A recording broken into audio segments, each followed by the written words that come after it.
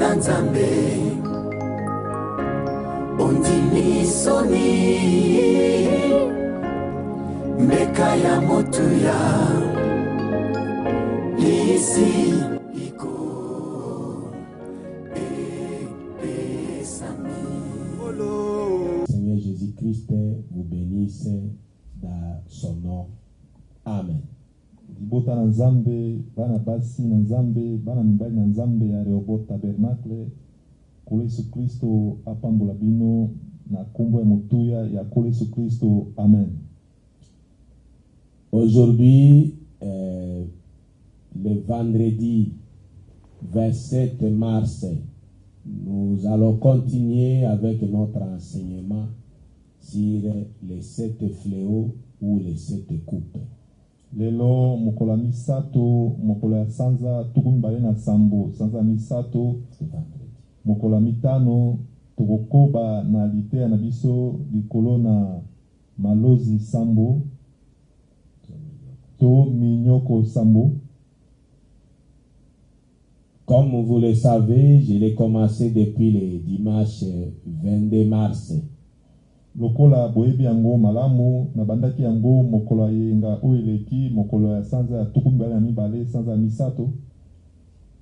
Et mon souci quand j'ai fait ces enregistrements à partir de ma maison, pe lisusu tango nazali posa na ngai tango nazali kosala enregistrement yo uta na ndako na ngai, c'est pour que vous ne puissiez pas manquer de la nourriture spirituelle pour vos âmes. ezali poete bozanga bilei na kolia ya molimo te pona milimo na bimbo moto na bino akati. Et nous allons continuer avec cet enseignement aujourd'hui avec la lecture de la parole là où nous avons lu la fois passée. Tokokoba na litea wana na tonga lelo kobanda kotanga makomi esika totangaki mokolo elekaki.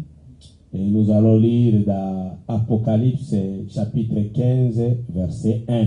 Pe tokotanga na mokanda emoniseli mokapo ya zomi na mitano kobanda nzela moke ya liboso. Puis j'ai vu dans le ciel un autre signe. Pe namonaki na lola elembo mususu, grand et admirable, monene pe ya kokamwisa. 7 anges qui tenaient 7 fléaux. Banje sambo o bazalaki ko simba minyoko sambo. Les derniers, O ya suka. car par eux s'accomplit la colère de Dieu. Poete nanzela ya banje wana nde kanza ya nzambe ezali kokokisama. Prions Dieu. To bondela nzambe.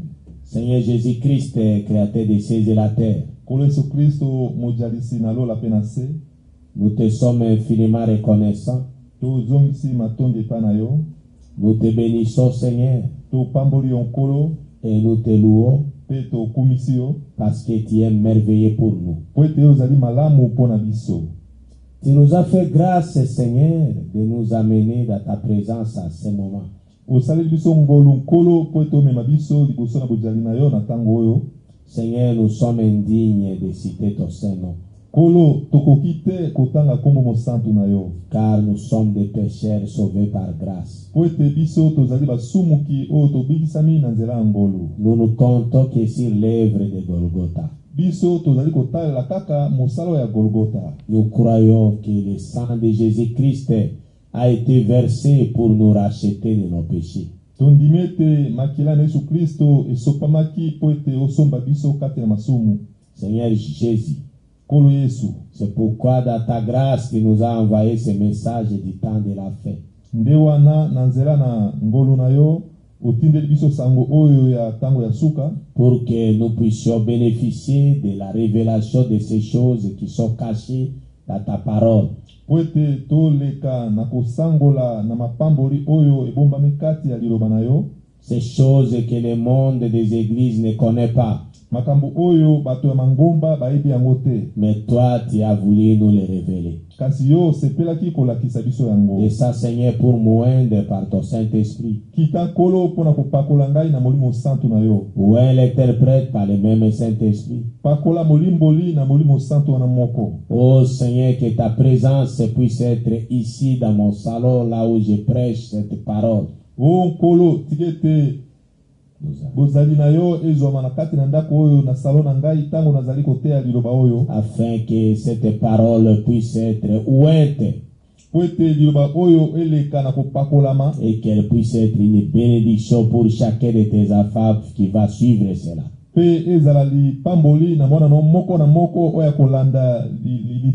Commence avec nous ce message. Du début à la fin, nous te le demandons pour ta gloire, au nom du Seigneur Jésus-Christ, notre Dieu bien-aimé. Amen. Amen. Que Dieu vous bénisse. La fois passée, je vous ai montré avec le prophète Branham et la Bible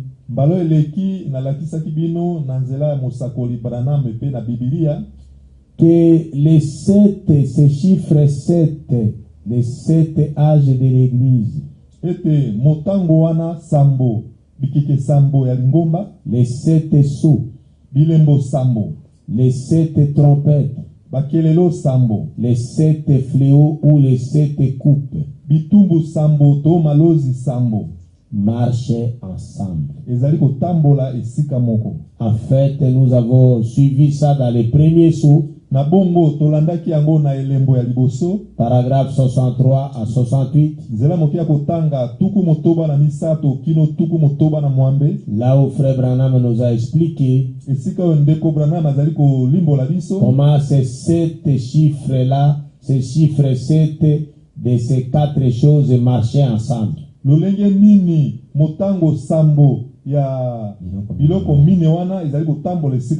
C'est-à-dire les 7 chiffres des âges de l'Église, les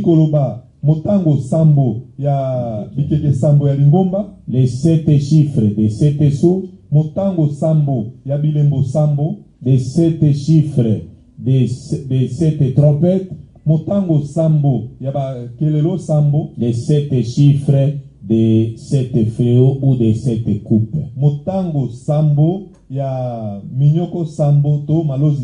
Ça marche ensemble. Il nous a montré que quand un sceau est révélé au ciel, est ouvert au ciel,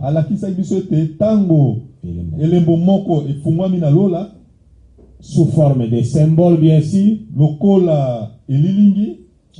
et le messager d'un âge de l'Église dans lequel les mystères de ces sceaux-là s'ouvrent au ciel sous forme de symbole.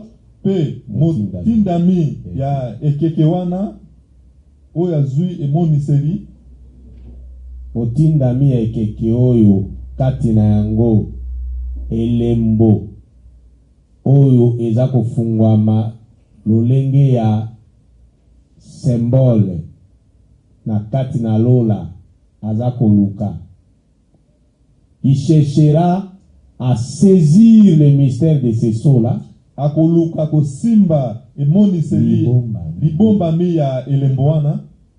pour prêcher ça sous forme de son message qu'on appelle la trompette.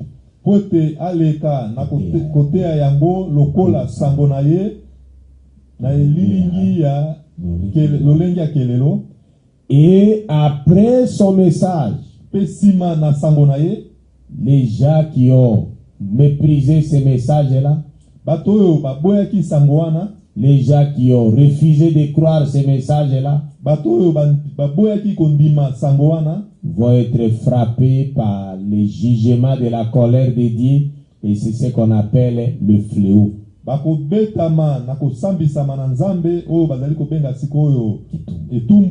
Et le frère Branham a dit que c'est un jugement temporaire, le fléau.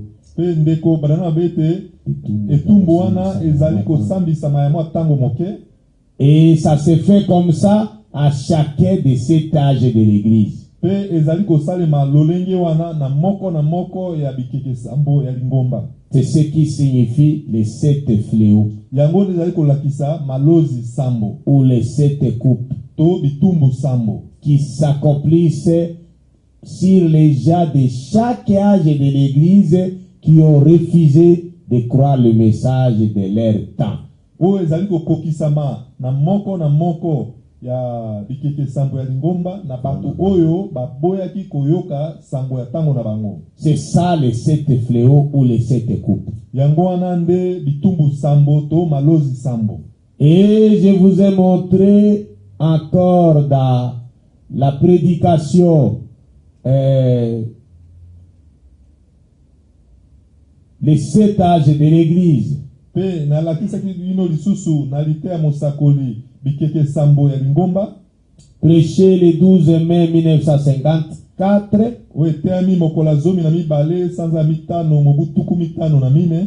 C'est ce que je vais commencer par lire parce que ça marche avec ce sixième fléau. Yango nde na kobanda kotanga na tongo alelo pote ezali kotambola esika moko na malozi oya motoba. Et là, le frère Branham explique dans les paragraphes 28 pe wana ndeko Branham azali kolimbola yango na nzela kotanga tukumi bale na mwambe jusqu'au paragraphe 30. Kino nzela kotanga tukumi sato. Il dit ceci: azali koloba boye de cet âge de l'église prêché le 12 mai 54.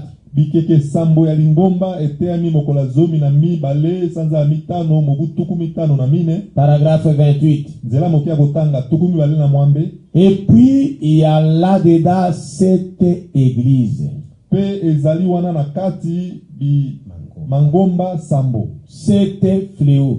Bitumbu sambo. 7 sceaux.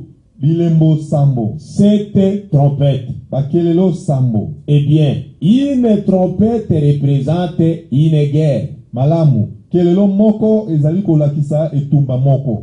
Un sceau, un mystère qui se dévoile. Elembo moko libomba mi ezali komonisama. Ezali. Libomba mi ezali. Elembo moko ezali libomba mi o ezali komonisama. Elembo moko ezali libomba mi o ezali komonisama.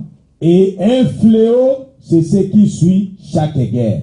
Pe etumbu ezali o ezali kolanda etumba moko. Moko. Etumba moko. 29. Tukumba na libwa. Et avec l'aide de Dieu. Pe na lisungi na nzambe. Et avec les livres de l'histoire. Pe na buku ya masolo ya makambo eleka. Je peux vous démontrer que nous vivons au temps de la 7e trompette. Pour le 7e fléau. Et pour que le 7e sceau soit ouvert. Et que la 7e coupe déversée. Amen. Ici, le frère Branham nous montre que aujourd'hui,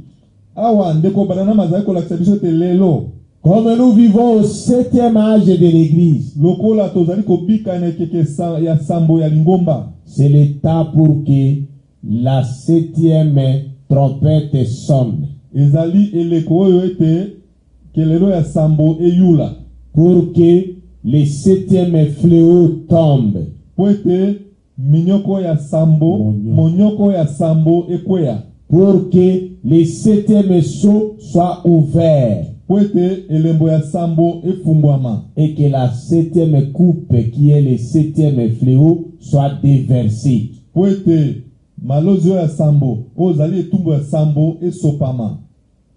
Paragraphe 30. Nzela mokia kotanga tukumi sato. Je crois que c'est le dimanche que je vais vous parler de ce que nous allons vivre dans ce temps de la fête comme 7e fléau ou 7e coupe. Bongo na banzete mokola yenga de na kola kisabino ete tobika na tango ya suka lokola monyoko ya sambo. Et Au paragraphe 30 de cet âge de l'église, Pe na nzela mokia kotanga tuku misato ya bikeke sambo ya lingomba. il est dit ceci. Elobami boye. Il veut maintenant parler du 7e fléau. Alingi sikoyo kosolola natina na etumbo ya sambo. Quand la 6e a retenti, c'est la 6e trompette. Tango kelelo ya motoba eyulaki. Nous allons peut-être aborder cela.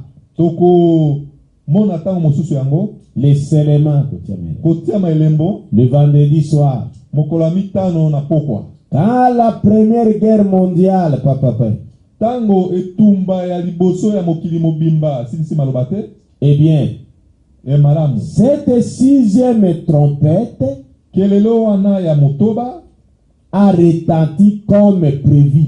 Eyulaki lokola elakamaki. Exactement comme prévu. Kaka ndenge elakamaki. Au moment où Dieu avait dit qu'elle retentirait. Eleko oyo nzambe alobaki ete na tango oyo nzambe alobaki ete ekoyula. La 6e trompette retenait que c'est le message du 6e ange ou du 6e messager pour le 6e âge de l'église. Bosimba ete kelelo ya motoba ezali sango ya motindami ya motoba to mwanze ya ekeke ya motoba. Exactement sur le plan géographique. Kaka lokola na ndenge ya géographie. Penza na kolandana na mboko esengelaki esalema. Cela a suivi les sauts. Yango elandaki elembo. Un saut. Elembo moko. C'est quel saut? Ezali elembo nini? Le 6e saut. Elembo ya motoba. Donc, la logique est que la 6e trompette a sonné. Ya solo ezali ete kelelo ya motoba eyulaki. Elle a suivi les sauts. Elandaki elembo. C'est quel saut? Ezali elembo nini? C'est le 6e saut. Ezali elembo ya motoba. Parce que le mystère de ces sauts-là, libombami ya elembo wana, c'est ce que ce messager du 6e âge de l'église devrait chercher à s'en saisir. Yangonde motindami yekeke ya motoba ya lingomba esengelaki ya simba yango. Et c'est ce qu'il prêchait comme sa trompette ou son message. Yangonde azali kotea yango lokola kelelo na ye to sango na ye. Voilà. Nous continuons avec le message. Tozali kokoba na sango. Il continue, il dit, Mosako azali kokoba pe koloba ete. Je reprends ça pour que vous voyez. Nazali kozongela yango pote bilimo mona yango. Eh bien, cette 6e trompette a retenti comme prévu. Malamu. Kelelo oyo ya motoba eyulaki lokola elakamaki. Exactement comme prévu. Kaka lokola elakamaki. Au moment où Dieu avait dit qu'elle retentirait. Na tango nzambe alobaki ete yango ekoyula. Exactement sur le plan géographique. Kaka na mboko esengelaki ete ekokisama. Cela a suivi les sauts. Yango elandaki elembo. C'est le 6e saut. Ezali elembo ya motoba. Parce que chaque trompette suit le mystère de son saut. Poete kelelo moko na moko ezali kolanda libombami ya elembo na yango. Avant cela, liboso na yango. Et quand le mystère a été révélé là, petango libombami wana emonisamaki wana kuna. Donc le mystère du 6e saut a été révélé à ce 6e messager là. Libombami wana ya motoba ya elembo ya motoba elakisamaki na motindami wana ekeke ya motoba. Concernant le baptême du Saint-Esprit, il n'a pas fini la parole. Na o etalaki libatisi ya molimo santu asilisi maloba te. Les gens donc, comme l'église n'a pas progressé, bato lokola lingomba ekendeki liboso te, et ces gens qui étaient en marche ont refusé de marcher dans la lumière, pe bato oyo babandaki kotambola baboyaki kotambola kati na pole, et ils ont rétrogradé. Pe bango bazongaki sima. Et le fléau a éclaté en ce temps-là. Pe etumbu epasukaki eto efungwamaki na tango wana. Et il a été déversé sur la terre. Pe etumbu esopamaki na mokili. C'était la grippe. Ezalaki bokono ya grippe qui tuait tous les gens comme elle l'avait fait des milliers et des milliers de fois. Oyo ebomaki bato lokola esalaki mbala na mbala. Amen. Amen. Vous voyez la logique de cette coupe. Bomoni solo ya bitumbu sambo. La logique nenge makambo bitumbu sambo zolandana. Ndenge bitumbu sambo za kolandana. Donc, c'est exactement ce que le frère Branham nous a expliqué dans les premiers sauts. Ezali penza kokokana ndenge ndeko Branham alakisi biso na elembo ya liboso. Que lorsqu'un saut, son mystère se révèle, ete tango elembo moko libomba minango emonisami. Je vais relire quelques citations du premier saut que j'avais lu pour que vous compreniez ce que le frère Branham vient de nous dire ici. Nakotanga lisusu elembo ya liboso pona kolakisa bino oyo ndeko Branham auti kosolo na biso awa. Comment est-ce que le mystère du sixième saut, la sixième trompette a suivi cela? Lolenge nini libombami ya elembo ya motoba kelelo ya motoba ndenge landaki yango. Et après cela, le fléau qui était tombé après ça, le sixième fléau, c'était la grippe. Pe simanango etumbo ya motoba o ekweyaki ezalaki bokono ya grippe. Et nous allons voir ce que le frère Branham nous dit là-dessus. Pe biso tokompala oyo ndeko Branham alobi na pona alobi na tina yango. Disons ça dans les premiers sauts encore pour que vous qui allez nous suivre en cours de route, vous puissiez comprendre ce que nous avons commencé au début de cet enseignement. Tozongela lisusu kotanga elembo ya liboso po ete bino oyo boye kozwa biso na nzela na katikati ya mateya boleka na kososola ndenge makambo yango ezali. Nous lisons dans les premiers sauts tozali kotanga na elembo ya liboso pour voir ce que le frère Branham nous a dit là. Pona komona oyo ndeko Branham alobi na biso wana. Voilà. Il nous dit ça dans le premier saut, paragraphe 63. Azali koloba na biso na elembo ya liboso nzela mokia kotanga tuku motoba na misato. Exactement ce que nous venons de lire dans les 7 âges de l'église du 12 mai 54. Kaka ndenge moko oyo touti kotanga na bikeke sambo ya lingomba o eteami mokolo ya zomi na mibale sanza mitano mobu tuku mitano na mine. Paragraphe 30. Nzela mokia kotanga tuku misato. Là où il dit que la 6e trompette a sonné. Et si vous avez dit kelelo ya sambo ya kelelo ya motoba eyulaki. Elle a suivi le son. Elandaki elembo. Et pe le mystère a été ouvert. Pe libombami efungwamaki. Et le fléau a été déversé sur la terre. Pe etumbu esopamaki na mokili. Et c'était la grippe. Pe zalaki bokono ya grippe qui a frappé les gens. Voilà, le frère Branham répète la même idée dans le premier saut, paragraphe 63. Ndeko Branham azali kozongela kaka likanisi wana moko na lembo ya liboso zela mokia kotanga tuku motoba na misato. Remarquez ce qui se passe. Botala oyo ezali koleka. Alors que nous continuons. Na tango biso tozali kokoba. En voici le plan. Tala plan na yango.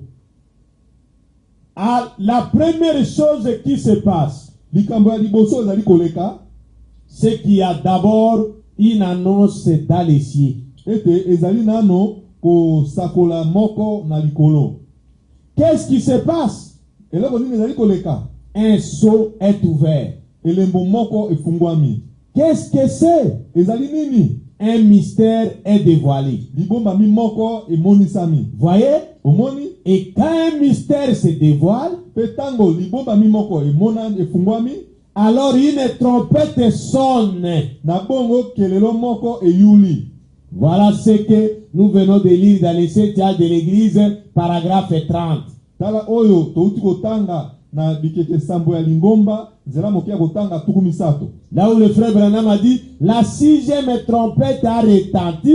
Esika ndeko Branham azali kolobete kelelo ya motoba eyulaki. Elle a suivi les sceaux. Elandaki elembo. Le mystère a été révélé. Libombami emonisamaki. C'est pourquoi je vous ai dit que les sceaux là, c'était le 6e sceau. Yango nalobaki na bilete elembo wana ezalaki elembo ya motoba. Parce que c'est ça l'ordre que frère Branham nous a enseigné dans les premiers sceaux. Pote ezali molongo o ndeko Branham alakisaki biso na elembo ya liboso.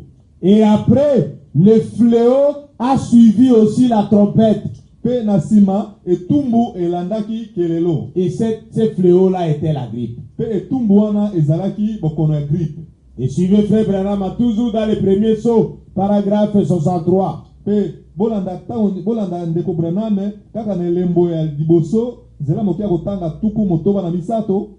Je répète, il dit, nazali kozongela alobi, la première chose qui se passe, eloko liboso ezali koleka, c'est qu'il y a d'abord une annonce dans les cieux. Ete ezali nano kosakola mamoko kuna na lola. Qu'est-ce qui se passe? Eloko nini ezali koleka? Un sceau est ouvert. Elembo moko efungwami. Qu'est-ce que c'est? Ezali nini? Un mystère est dévoilé. Libombami moko emonisami. Voyez? Omoni? Et quand un mystère se dévoile, petango libombami moko efungwami, alors une trompette sonne. Na bongo kelelo moko eyuli. Ça déclare une guerre. Ezali kobenga etumba moko. Un fléau est déversé. Etumbu moko esopami. Et un ange de l'église commence. Pe ekeke moko ya lingomba ebandi. Voyez? Omoni? Paragraphe 64. Zela mokia kotanga tuku motoba na mine. Avant de passer au paragraphe 64 du premier sceau, liboso ya koleka na zela mokia kotanga tuku motoba na mine ya elembo ya liboso, je voudrais vous montrer l'ordre des choses.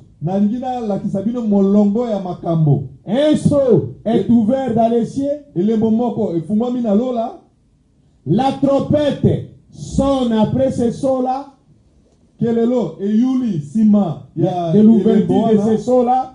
Ya bofungwami ya elembo wana. Et la trompette déclare la guerre. Pe kelelo ezali kobenga etumba. Et après la trompette, un fléau est déversé. Pe sima ya kelelo etumbu moko esopami. Et on finit avec cet âge de l'église là. Pe tosilisi na ekeke ya lingomba wana. Et un autre âge de l'église commence. Pe ekeke mosusu ya lingomba ebandi. Paragraphe 64. Zela mokia kotanga tuku motoba na mine. Qu'est-ce que la trompette déclare? Eloko nini oyo kelelo ezali koloba? C'était la guerre. Ezalaki etumba. Et il veut expliquer cette guerre-là. Pe mosakoli aliki kolakisa etumba wana. Paragraphe 64. Zela mokia kotanga tuku motoba na mine. Cette guerre, etumba wana, qu'est-ce que c'est? ezali nini? L'ange de l'église saisit le mystère de Dieu. Mwanje na lingomba asimbi libomba mi ya Nzambe qui n'est pas encore pleinement révélé. Oyo emonisami nano na mobimba te. Voilà. J'ai voulu insister sur ça parce que vous me demanderez, mais au 6e âge de l'église, comment est-ce que le sceau a été révélé alors que le 6e sceau concerne la destruction de la terre après l'enlèvement. Ya solo penza nalingaki nalakisa bino ete elembo wana ya motoba. Nalingaki na insister kolakisa bino ke tango elembo moko efungwami motindami ya ekeke wana akosimba libombami na yango, me oyo nano elakisami mobimba te qui n'est pas encore pleinement révélé. Oyo lakisami nano na mobimba te. À ce moment-là, na tango wana, il saisit ce mystère de Dieu. Motindami wana asimbi libombami wana ya Nzambe. Puis il va vers les peuples. Après que le mystère lui a été donné, il va vers les peuples. Qu'est-ce qu'il fait? Là, il commence à proclamer ses messages. Et ça déclenche quoi? Une guerre. Une guerre spirituelle. C'est-à-dire le 6e âge de l'église ya motoba ya lingomba, dont le messager était John Wesley. oyo motindami ezalaki John Wesley, Conformément au 7 âge de l'église, kokokana na bikeke sambo ya lingomba, du 12 mai 54, ya mokolo ya zomi na mibale sanza ya mitano mobutuku mitano na mine, paragraphe 30, là où nous venons de lire. nzela moke ya kotanga tuku misato esika touti kotanga. Le prophète dit que la 6e trompette a retenti au moment prévu. Mosakolo lobete kelelo ya motoba eyulaki na eleko ekokaki penza. Donc c'était le message du 6e ange qui était John Wesley. Ezalaki bongo sango ya mwanje ya motoba oyo ezalaki John Wesley. Et c'est là, le frère Branham a dit au paragraphe 30 de cet âge de l'église, Pe yango wana ndeko Branham alobaki na nzela moke ya kotanga tuku misato ya bikeke sambo ya lingomba, que cette trompette-là, la 6e, a suivi le sceau. ete kelelo wana ya motoba elandaki elembo. C'est-à-dire c'est le 6e sceau. Elingi olobete ezalaki elembo ya motoba. Et après quoi, le fléau a été déversé sur les gens. Pe nsima nini etumbu esopamaki likolo na bato. Et ce fléau-là était la grippe. Pe etumbu wana ezalaki bokono ya grippe. C'est pourquoi j'ai voulu expliquer ça dans le paragraphe 64 du premier sceau. Yango wana nalingaki kolimbola yango na nzela moke ya kotanga tuku motoba na mine ya elembo ya liboso. Que John Wesley s'est saisi du mystère du 6e sceau qui ne lui était pas pleinement révélé encore. Ete John Wesley asimbaki libombami ya elembo ya motoba oyo efungwamaki nano na mobimba na yango te epa na ye. Donc le mystère du 6e sceau, ça va s'accomplir dans la destruction de la terre pendant les 3 ans et demi. Elingi koloba ete libombami ya elembo ya motoba ekokokisama na mbula misato ya ndambo, pendant que l'église sera déjà dans l'enlèvement. na tango oyo lingomba ekozala na kati ya konetolama. C'est là que le 6e sceau va s'accomplir Wana nde elembo ya motoba ekokokisama pour s'abattre sur la terre. mpona kokwea likolo na mokili. Les 7 âges de l'église seraient déjà terminés. Ekeke bikeke sambo ya lingomba ekozala deja esesili. Mais le 6e messager Kasi motindami wa motoba a saisi le mystère du 6e sceau asimbaki libombami ya elembo ya motoba qui ne lui était pas pleinement révélé. oyo emonisaki epa na ye mpenza na mobimba na yango te. Et il a prêché son message qui était sa trompette. Mpe ateyaki sango na ye ozalaki kelelo na ye. Et après son message Mpe nsima na sango na ye qui était la trompette, oyo ezalaki kelelo qui a déclaré la guerre, oyo ebengaki etumba, les gens qui s'étaient opposés à ça, bato oyo batemelaki sango na ye, qu'est-ce qui est arrivé? eloko nini ekomelaki bango? Le fléau est tombé sur eux. Etumbu ekweyaki likolo na bango. C'était la grippe. Ezalaki bokono ya grippe. Je vais vous montrer aujourd'hui Nakolakisa bino lelo comment est-ce que John Wesley a saisi le mystère du 6e sceau. ndenge lolenge nini John Wesley asimbaki libombami elembo ya motoba, sans que cela lui soit pleinement révélé. kozanga ete yango ekokisamela ye penza na mobimba, emoniselamela ye mobimba na yango penza. C'était quel mystère? On va voir ça aujourd'hui. Ezalaki libombami nini tokomona yango lelo? Quel est le mystère qui était caché derrière le 6e sceau? On va voir ça aujourd'hui. Ezalaki libombami nini oyo ebombamaki nsima ya elembo ya motoba tokomona yango lelo? Paragraphe 65 du premier sceau.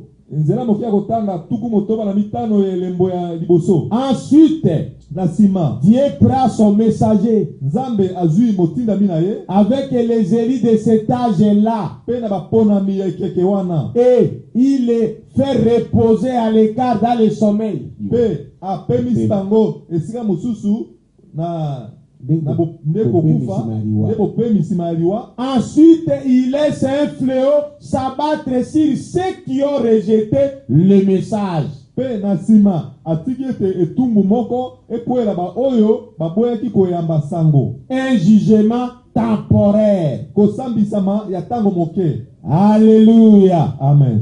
Paragraphe 66. Nzela mokia kotanga tuku motoba na motoba. Toujours le premier sceau qui explique encore en détail les 7 âges de l'église, paragraphe 30. Kaka elembo wana ya motoba oyo ezali kolimbo kaka elembo wana ya liboso ozali kolimbola na bozindo na bozindo na yango le 7e âge de l'église paragraphe 30. bikeke sambo ya lingomba nzela mokia kotanga tuku misato. Paragraphe 66 premier saut. Nzela mokia kotanga tuku motoba na motoba elembo ya liboso. Ensuite, Na sima une fois que ceci est terminé, tango bana moko tango oyo esili, alors ça continue na bongo ezali kokoba et ils s'organisent bas. pe bazali komibongisa, Ils introduisent des dénominations bas, pe bango bakotisi bibongiseli, avec pour point de départ l'œuvre de cet homme, le messager. pe pona ko banda kaka na sango ya motindami wana, Par exemple, Wesley ndakisa ya Wesley et tous les autres. pe bamisusu wana nyonso. Et alors, tout retombe dans la confusion. Pe na bongo nyonso ekwei na kati ya kobulungana. Vous voyez ça? Bomoni yango Donc, John Wesley s'est saisi du mystère du 6e saut. elingi koloba ete John Wesley asimbaki libombami ya elembo ya motoba, C'est alors qu'il a proclamé sa trompette. na wana nde asakolaki kelelo na ye, Et les fléaux devraient suivre après son message. pe etumbu esengaki elanda nsima ya sango na ye. Il en était ainsi de chaque messager de chaque âge de l'église. Pe ezalaki bongo mpona motindami moko na moko ya bikeke sambo ya lingomba. Donc il saisissait le mystère du sceau de son âge, qui est rattaché à son âge, Motindami azali kosimba libombami moko ya elembo moko ya ekeke na ye, et il proclamait cela sous forme de trompette. pe azali kosakola yango na lolenge ya kelelo. Et quand les gens rejetaient ça, Pe tango bato bazali kobwaka yango, alors le fléau retombait sur eux. na bongo etumbu ezali kokwea likolo na bango. Paragraphe 67. Nzela mokia kotanga tuku motoba na sambo, Toujours le premier saut. kaka na elembo ya liboso. Ensuite, un autre mystère apparaît, voilà. Na sima libombami mosusu emonani, Ça, c'est pour un autre âge de l'église. yango ezali mpona ekeke mosusu ya lingomba. Alors, qu'est-ce qui se passe? Bongo nini ezali koleka? Un autre messager arrive sur la terre pour un âge de l'église. Motindami moko mosusu akomi na mokili mpona ekeke mosusu ya lingomba. Voyez? Omoni? Alors, quand il arrive, le messager, Na bongo ntango motindami wana akomi, la trompette sonne. kelelo eyuli, Il déclare la guerre. abengi etumba. Voyez? Omoni? Et qu'est-ce qui se passe ensuite? Pe nini ezali koleka nsima na yango? Finalement, là, il est retiré de la scène. Suka wana alongolami na mosala. Alors, une fois qu'il est envoyé à l'écart dans le repos, Pe mbala moko ntango ye akei kopema, un fléau s'abat et le détruit Batouane. etumbu moko ekwei pe ebebisi bato wana baboyaki kondima sango wana. La mort spirituelle frappe l'église. Kufa ya molimo ebeti lingomba, Ça n'est fini de ce groupe-là. esili mpona etonga ya bato wana. Ensuite, il passe à un autre âge. Pe na nsima aleki na ekeke mosusu. Oh, c'est un plat glorieux. Oh, ezali plan moko ya nkembo. Paragraphe 68. Nzela mokia kotanga tuku motoba na mwambe. Finalement, Suka on en arrive à ce dernier ange. tozali kokoma na mwanje wana ya suka, C'est le 7e. ezali oyo ya sambo. C'est-à-dire, ce plat de Dieu, c'est depuis le premier âge de l'église jusqu'au 7e âge de l'église. Elingi koloba ete mokano na Nzambe wana ezali nde kobanda na ekeke ya liboso kino na ekeke ya sambo ya lingomba. Donc, chaque âge de l'église, Elingi koloba ete ekeke moko na moko ya lingomba, parmi les 7 âges de l'église, katikati na bikeke sambo wana ya lingomba, un messager arrive. motindami moko akomi. Le mystère du sceau qui est rattaché à cet âge-là de l'église lui est donné, mais pas pleinement. Libombami moko ya elembo wana moko ya lingomba epesameli Libombami elembo oyo etindami mpona ekeke wana ya lingomba efungolami epa na motindami wana me na mobimba te. Et il prend ça, il prêche son message. pe azwi yango pe atei sango na ye. Et après son message, le fléau tombe. Pe nsima na sango na ye etumbu ekwei. Ça se fait comme ça. Au premier âge de l'église, Esalemaki bongo na ekeke ya liboso ya lingomba. et le jugement qui va frapper les gens qui ont rejeté le message du premier âge de l'église, c'est le premier fléau. Pe etumbu oyo ezali kobeta bato oyo baboyaki koyoka sango wana ya ekeke ya liboso. Les jugements qui vont aussi frapper les gens qui avaient refusé de croire au message du deuxième âge de l'église. C'est le deuxième fléau.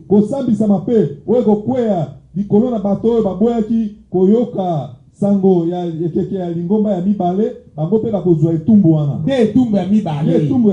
Les jugements qui vont frapper sur les gens qui ont rejeté le message du troisième âge de l'église, c'est le troisième fléau. Etumbu oyo kokwea likolo na bato oyo baboyaki koyoka sango kondima sango ya ekeke ya misato ya lingomba yango nde kozala etumbu ya mibale ya misato pona ekeke ya misato. Chaque âge avec son fléau.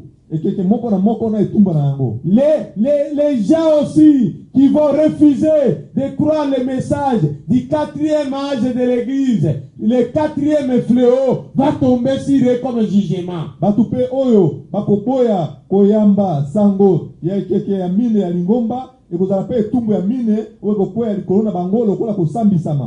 les gens qui vont refuser de croire le message du cinquième âge de l'église, dont le messager était Martin Luther, le cinquième fléau va tomber sur eux. Batupe oyo bakoboya koyamba sango ya motinda mi ya mine ya keke lingomba ya mitano ya keke lingomba oyo ezalaki Martin Luther. Et comme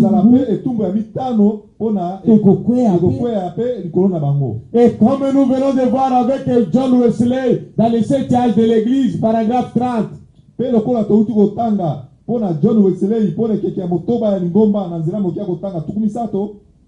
Dans les 7 âges de l'église, paragraphe 30. Que la 6e trompette a retenti suivant le son.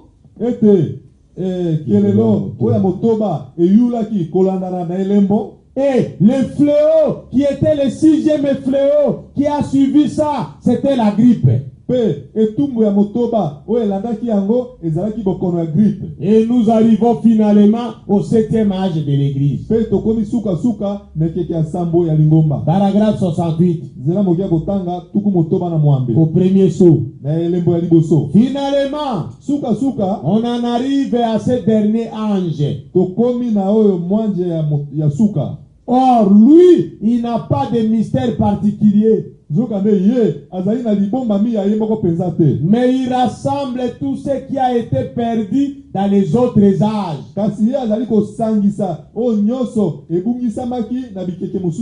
Toutes les vérités qui n'avaient pas encore été véritablement révélées. Vous voyez, dans les cours de la révélation, et il révèle ces choses-là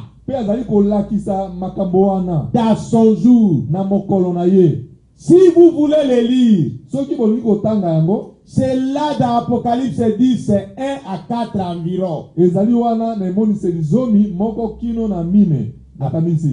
Que vous les trouverez. Très bien. Voyez, il prend le livre et celui des sceaux. Et il les brise. Et il les montre au 7e ange. Ça, c'est l'ange puissant. Sambo. Car le mystère du 7e ange, c'est uniquement ceci. Le mystère de Dieu. Or, nous venons de voir les âges de l'église. Avec l'histoire même. Et nous l'avons démontré. Voyez, c'est le message de l'ange de la 7e église.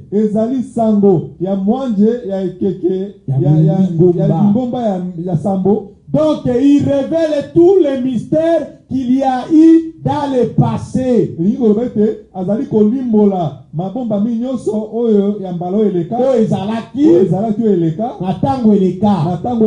Toutes les choses du passé. Apocalypse 10, 1 à 7. emoniseli zomi moko kino na sambo. C'est ce qui doit arriver. Yango nde esengeli koma. Maintenant, souvenez-vous, Sikoyo bomikanisa au jour du 7e ange, na mokolo ya mwanja ya sambo. quand il sonnera, Tango koyula qu'il fera retentir la trompette de l'évangile, tango koyula kelelo ya sango malamu, il doit mener à terme tous les mystères dédiés. akokomisa na suka mabomba nyonso ya Nzambe. Alléluia. Amen. Donc, je voudrais maintenant vous montrer, Nalingi sikoyo namonisa bino alakisa bino comme on vient de lire dans les 7 âges de l'église du 12 mai 54, lokola touti kotanga na bikeke sambo ya lingomba oyo eteyami mokola zomi na mibale sanza mitano mobu tuku mitano na mine. et pour montrer que la sixième trompette a retenti en suivant les sceaux, c'est-à-dire le 6e sceau. Mpona kolakisa ete kelelo ya motoba eyulaki kolandana na elembo ya motoba, Et le 6e fléau qui a suivi ça pe etumbu ya motoba oyo elandaki yango était la grippe. ezalaki bokono ya gripe. Et Frère Branham l'a confirmé dans le premier saut Pe ndeko Branham andimisi yango na elembo ya liboso que ça se fait comme ça pour chacun des âges de l'église. ete esalemaka bongo mpona moko na moko ya bikeke ya lingomba. Et on a lu ça du paragraphe 63 au paragraphe 68. Pe totangaki yango na nzela moke ya kotanga tuku motoba na misato kino tuku motoba na mwambe. Maintenant, je vais vous montrer comment est-ce que John Wesley, qui était le 6e ange, a-t-il saisi le mystère du 6e sceau. Sikoyo nakolakisa bino ete John Wesley ndenge nini John Wesley wazalaki motindami ye keke ya motoba lolenge nini asimbaki libombami wana ya keke ya motoba. Libombami elembo ya motoba. Libombami ya elembo ya motoba. Comment il a saisi le mystère du 6e sceau? Lolenge nini asimbaki libombami ya elembo ya motoba. Alors que le 6e sceau va s'accomplir pendant les 3 ans et demi. Zokande elembo oya motoba ekokokisama na eleko ya mbula misato na ndambo. Et pendant que l'église sera déjà enlevée. Na tango lingomba ekonetolama. Tout comme nous avons vu ça le mercredi, comment est-ce que Martin Luther a saisi le mystère du 5e sceau, alors que le 5e sceau concerne les martyrs juifs et ça va s'accomplir pendant les 3 ans et demi. Kaka lolenge wana moko tomonaki mokola misato lolenge nini Martin Luther wazaki motindami ekeke ya mitano asimbaki libombami wana ya keke ya mitano ya lingomba.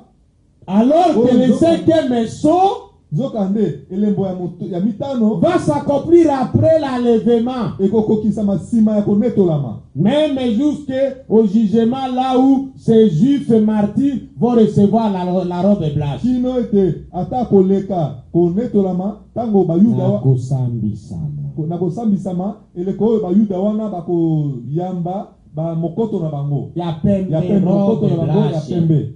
Amen. Amen. Nous allons lire maintenant le 7e sceau. Sikoyo tokotanga elembo ya sambo. Péché le 24 mars 63. Eteyami mokola tuku mbele na mine sanza misato mobu tuku motoba na misato. Pour montrer le mystère du 6e sceau que John Wesley a saisi pendant l'âge de l'église de Philadelphie, le 6e âge. Kona kolakisa libombami oyo ya elembo ya motoba oyo ndeko John Wesley asimbaki yango na ekeke ya motoba ya lingomba ya Philadelphie. Ekeke ya Philadelphie. Je vais lire à partir du paragraphe 386 du 7e sceau. Nakobanda kotanga na nzela mokia kotanga kama misato tuku mwambe na motoba ya elembo ya sambo.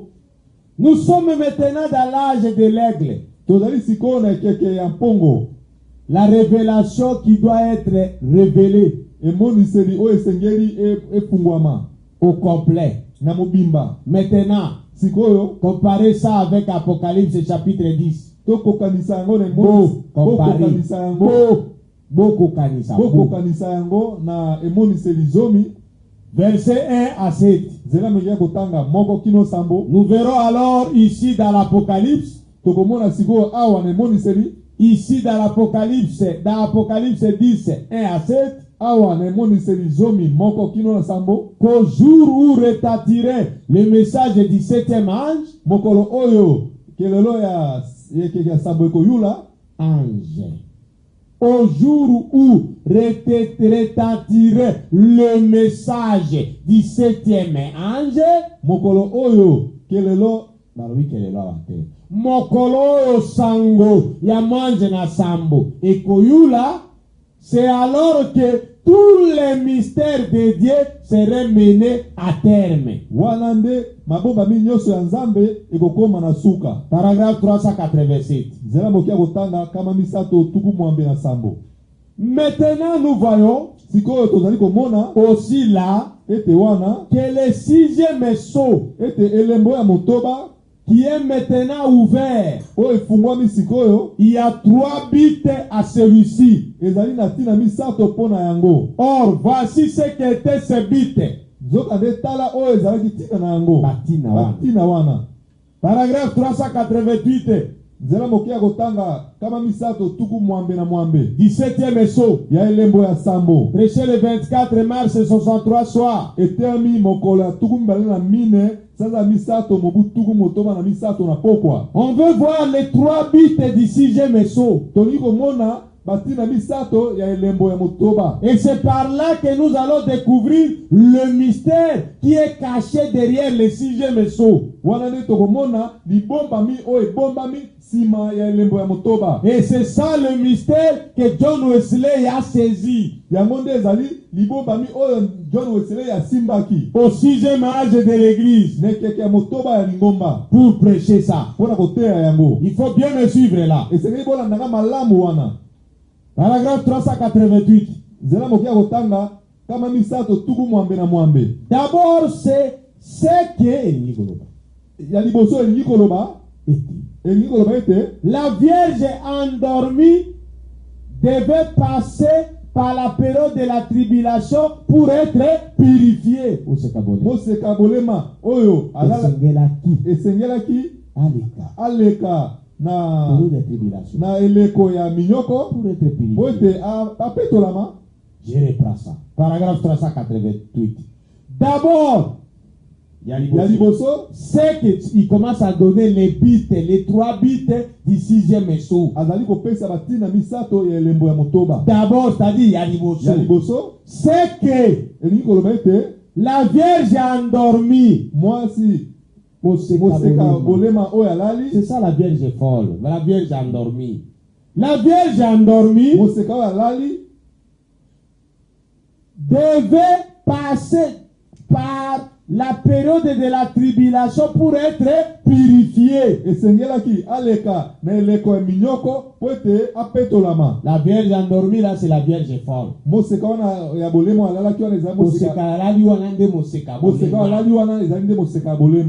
Il devrait passer par la période de la tribulation, c'est-à-dire les 3 ans et demi pendant lesquels l'épouse sera dans l'enlèvement. Et elle va passer par la tribulation sur la terre pour être purifiée. Na minyoko ya mbula misato na ndambo tango mwasi libala azaina nokuna na kunetolama ye akoleka mbula misato na ndambo awa pour être apetolama. C'est ça le premier bit du 6e sceau. Et devait être purifié de ses péchés, de son incrédulité, et d'avoir rejeté le message. C'est dans la période de la tribulation qu'elle a été purifiée. Et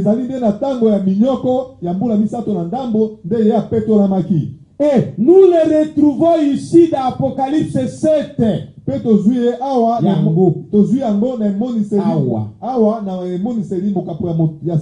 Entre les chapitres 6 et 7 ici, chapitre motoba pe asambo awa, alors qu'elle avait été purifiée, et qu'elle avait reçu sa robe. Or, elle, ce n'est pas l'épouse. Mais c'est l'église.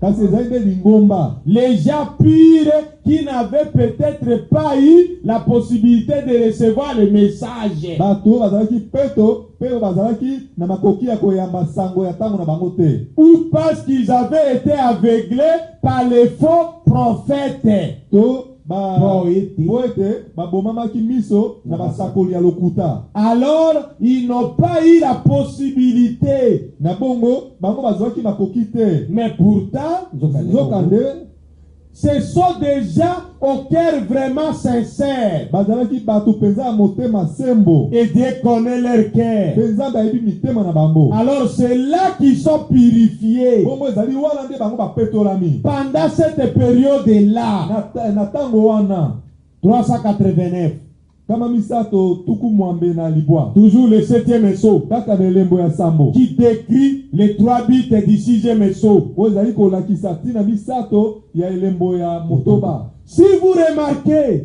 Soki bomoni yango malamu, il y a un autre temps de purification. ezali na tango mosusu ya kopetolama. Celui-là, Tango wana c'est pour Israël. ezali mpona Israele. Quand elle se rassemblera. Tango Israele akosangana. Voilà le 2e but. Tala tina ya mibale. Alléluia. Amen, amen. Le but du 6e saut, Tina ya elembo ya motoba c'est la purification. ezali kopetolama. Le premier but, Tina ya liboso c'est la purification des vierges folles ou des vierges endormies. ezali kopetolama ya moseka baseka bolema to baseka oyo balali.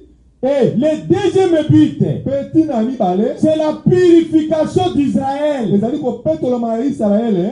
Et voilà, il continue. Pe azali kokoba. Dieu purifie Israël pendant la période de la tribulation. Nzambe azali kopetola Israele na eleko ya minyoko. Des millions qui se seront rassemblés là-bas. Bakiasa oyo bakosangana kuna. Il y en aura 144 000 qui seront choisis. Ekozala bongo bato 144,000 oyo bakoponama. Et eux aussi, ils seront purifiés. Bango pe lokola bakopetolama. Dieu qui purifie Israël. Nzambe azali kopetola Israele. 390. Kama misato na tuku libwa. Toujours le 7e saut. Kaka na elembo ya sambo. Le 3e but maintenant. Tina ya misato sikoyo. Du 3e saut. Ya elembo ya misato. Du 6e saut, pardon. Ya elembo ya motoba. Remarquez, Botala. toute la terre doit être purifiée. Mokili mobimba esengeli petolama. Quelque chose se passera Eloko moko ekoleka. qui fera que la lune, Oyo kosala ete sanza les étoiles mizoto et toute la nature seront purifiées. pe mokili mobimba ekopetolama. Vous voyez ce que c'est? Bomoni ete yango ezali. Bomoni oyo ezali. C'est la terre qui se renouvelle, Ezali mabele nde ezali kozonga ya sika. Mokili ezali kozonga ya sika. qui est purifiée, Oyo epetolami. qui se prépare pour le millénium. Oyo ezali kobongisama. Komilengela pona bokonzi ya mbula koto. Le millénium approche. Mbula koto ezali bokonzi ya mbula koto ezali kopelema. Et vous voyez, Pe omoni tout ce qui est souillé, nyonso oyo ezali mbindo de quelque façon que ce soit, na lolenge nini oyo yango ekozali doit être purifié pendant le 6e saut. esengeli epetolama na eleko ya elembo ya motoba. Alléluia. Amen. Quel est le mystère qui est caché derrière le 6e saut? Libomba nini oyo ebombami nsima ya elembo ya motoba C'est la purification. ezali kopetolama. La purification des vierges folles. Kopetolama ya baseka bolema. La purification des 144 000 juifs d'Israël. Kopetolama ya basakara 4,000 ya ya mboka Israele. Les 144 000 juifs d'Israël. Basakara 4,000 bayuda ya Israele.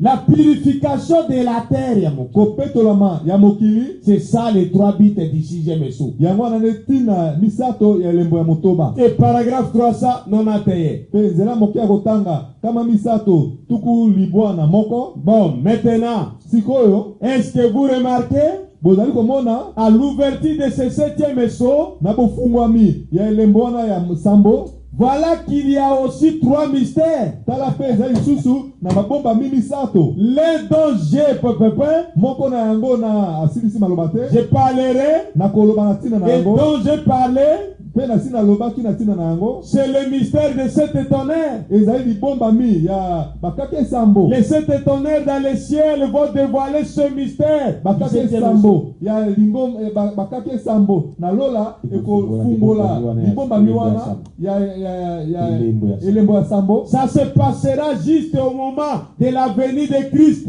ekoleka kaka na ntango ya koboyei ya Kristo. Parce que Christ a dit que personne ne savait quand il reviendrait. po ete Kristo alobaki moto moko te ayebi ntango ya kozonga. Alléluia. Amen. Vous voyez mes frères et sœurs, bomoni bandeko na nga mibali mpe basi, qu'est-ce qu'il y a? eloko nini ezali? La purification, c'est ça le mystère qui est caché sous le 6e sceau. kopetolama yango nde libombami oyo ebombami katikati na elembo ya motoba. Et John Wesley, le messager du 6e âge de l'église, mpe John Wesley wazali motindami ya ekeke ya motoba ya lingomba, s'est saisi de ce mystère asimbaki libombami wana de la purification. ya kopetolama. Et la purification, c'est la sanctification. mpe kopetolama ezali kobulisama. C'est pourquoi le message de John Wesley était le message de la sanctification.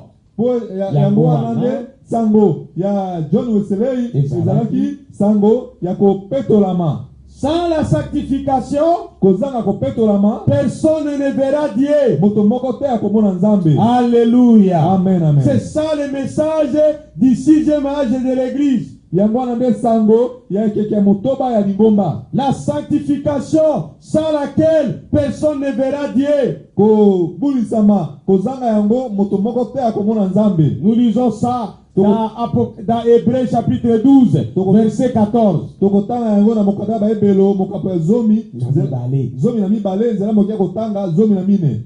Hébreux 12 14. ba Hebelo zomi na mibale zomi na mine. Suivez ce que la Bible dit, c'était ça le message de John Wesley. bolanda oyo Biblia ezali koloba yango yango nde ezalaki sango ya ndeko John Wesley. Recherchez la paix avec tous boluka kimia na bato nyonso et la sanctification, mpe kopetolama sans laquelle kozanga yango personne ne verra le Seigneur. moto moko te akomona nkolo. C'était ça le message de John Wesley. yango wana nde ezalaki sango ya John Wesley. Le message du 6e âge de l'église sango ya ekeke motoba ya lingomba qui était basé sur la sanctification. oyo efandaki na likolo na kopetolama. Et la sanctification, c'est ça la purification. mpe kopetolama yango wana kobulisama. Disons ça dans les frères Branham. totanga yango na epai ya ndeko Branham Dans les douleurs de l'enfantement. na kati ya lite ya mosakoli bapasi ya kobota. Prêché à Phoenix, Arizona. eteyami na mboka Phoenix na Arizona Le 24 janvier 65. mokolo ya tuku mibale na mine sanza ya liboso mobu tuku motoba na mitano. Paragraphe 49. nzela mokia kotanga tuku mine na libwa. Écoutez ce que le frère Branham a dit. boyoka oyo ndeko Branham alobi. Il veut nous montrer que la sanctification, c'est ça la purification. alingi alakisa biso ete kopetolama yango wana kobulisama. Or, le mystère du 6e sceau avait 3 buts. zokande libombami ya elembo ya motoba ezalaki na batina misato. Le premier but, c'était la purification des vierges endormies ou des vierges folles. tina ya liboso ezalaki kopetolama ya baseka bolema to baseka oyo bapemaki. Et le deuxième but, c'était la purification des 144 000 juifs. mpe tina ya mibale ezalaki kopetolama ya basakara 4000 bayuda. Et le troisième but du 6e sceau était la purification de la terre. mpe tina ya misato ya kopetolama ya elembo ya motoba ezalaki kopetolama ya mokili. Pour que le millénium puisse commencer. po ete bokonzi ya mbula koto ebanda. Donc le 6e sceau, son mystère, c'est la purification. elingi koloba ete elembo ya motoba libombami na yango ezali kopetolama. Et le John Wesley, son message était la sanctification, sans laquelle personne ne verra le Seigneur. mpe John Wesley sango na ye ezalaki kopetolama kozanga yango moto moko te akomona nkolo. Au 6e âge de l'église. Na ekeke ya motoba ya lingomba. C'est-à-dire John Wesley a prêché le message de la sanctification qui est la purification. Yo bete John Wesley ateaki sango ya ekeke ya motoba o ezalaki kopetolama de la sanctification kopetolama qui est la purification. o ezali kobulisama. Lisons maintenant paragraphe 49 de douleur de la Fatima. Totanga sikoyo nzela mokia kotanga tuku mine na libwa na litea mosakoli bapasi ya kobota. Écoutez frère Branham. Yoka ndeko Branham. Et c'est pareil dans les domaines spirituels. Pe ezali lolenge moko na ndenge ya molimo. Il y a l'eau, Ezali na mai, la justification par la foi.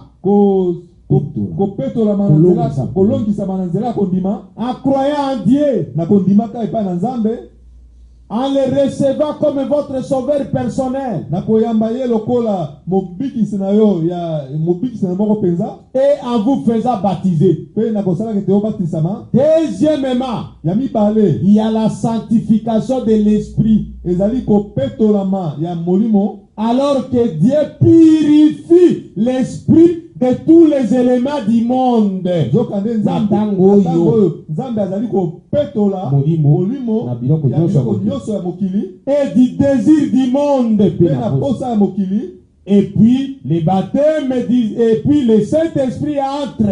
pe molimo santo akoti En cima, na nsima molimo santo akoti donne la nouvelle naissance azali kopesa mbotama ya sika et remplit ses vases sanctifiés. pe atondisi mbeki wana oyo epetolami. Vous voyez la sanctification c'est quoi? Bomoni kopetolama ezali nini? La sanctification, Kopetolama c'est Dieu qui purifie l'esprit de tous les éléments du monde. ezali Nzambe nde azali kopetola molimo ya biloko nyonso na biloko nyonso ya mokili. C'est ça la sanctification. Yango nde kopetolama. Nous lisons ça dans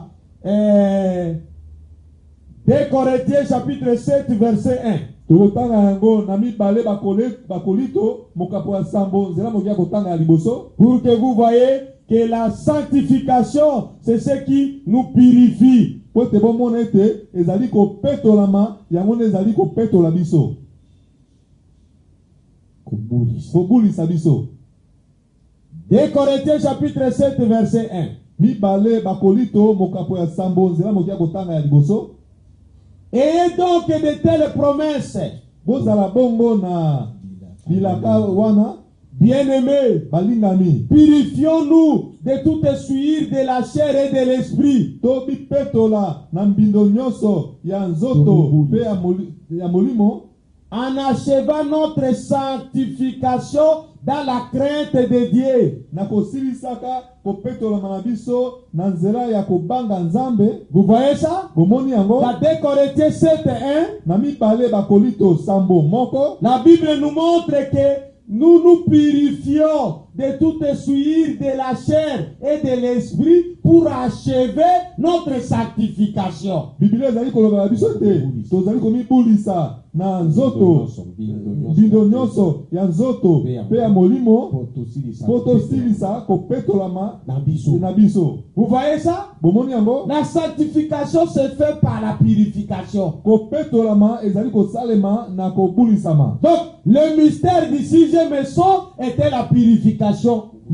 Libombami ya elembo ya motoba ezalaki kobulisama, Qui est la sanctification? o ezali kopetolama. Parce que la purification se fait dans la sanctification. Po ete kobulisama ezali kosalema na kati ya kopetolama. Alléluia. Amen. Est-ce que vous êtes avec moi? Bozali elongo moko na ngai? Suivez encore ce que la Bible nous dit là. Bolanda lisusu oyo Biblia ezali koloba wana. Voyez. Nous allons lire encore dans 1 Jean chapitre 1 verset 9. Tokotanga lisusu na moko Yohane moko nzela mokia kotanga tuku mbale na libwa.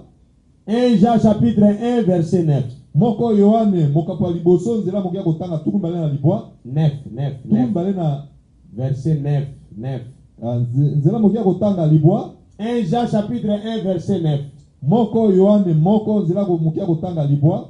Suivons ce que la Bible nous dit là. tolanda oyo Bible ezali koloba na biso wana. Si nous confessons nos péchés, Soki toyamboli masumu na biso, il est fidèle azali sembo et juste pe moyengebeni pour nous le pardonner pona kolimbisa biso et yango pour nous purifier de toute iniquité. pe pona kobulisa biso na masumu nyonso yango. Oh, la purification se fait dans la sanctification conformément à 2 Corinthiens 7:1. Nzokande kobulisama ezali kosalema na kati ya kopetolama kolanda na mokanda ya mibale bakolito.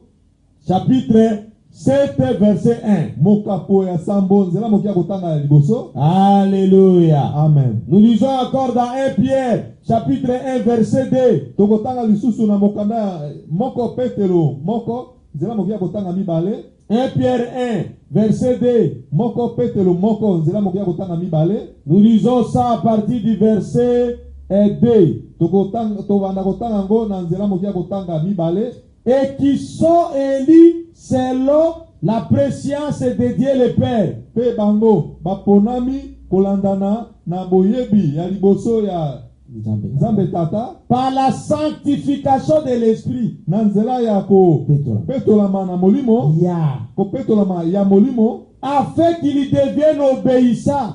po ete bakoma na botosi Et qu'il participe à l'aspersion du sang. pe bazwama esika moko bakota esika moko kati na kosopamela ya makila Du sang de Jésus-Christ. na makila ya Yesu Kristo. Que la grâce et la paix vous soient multipliées. Tigete ngolu pe kimia esopamela bino. Donc, c'est le sang de Jésus-Christ qui, quand il est aspergé sur vous, vous sanctifie. Ezali nde makila na Yesu Kristo tango esopami likolo na bino epetoli bino.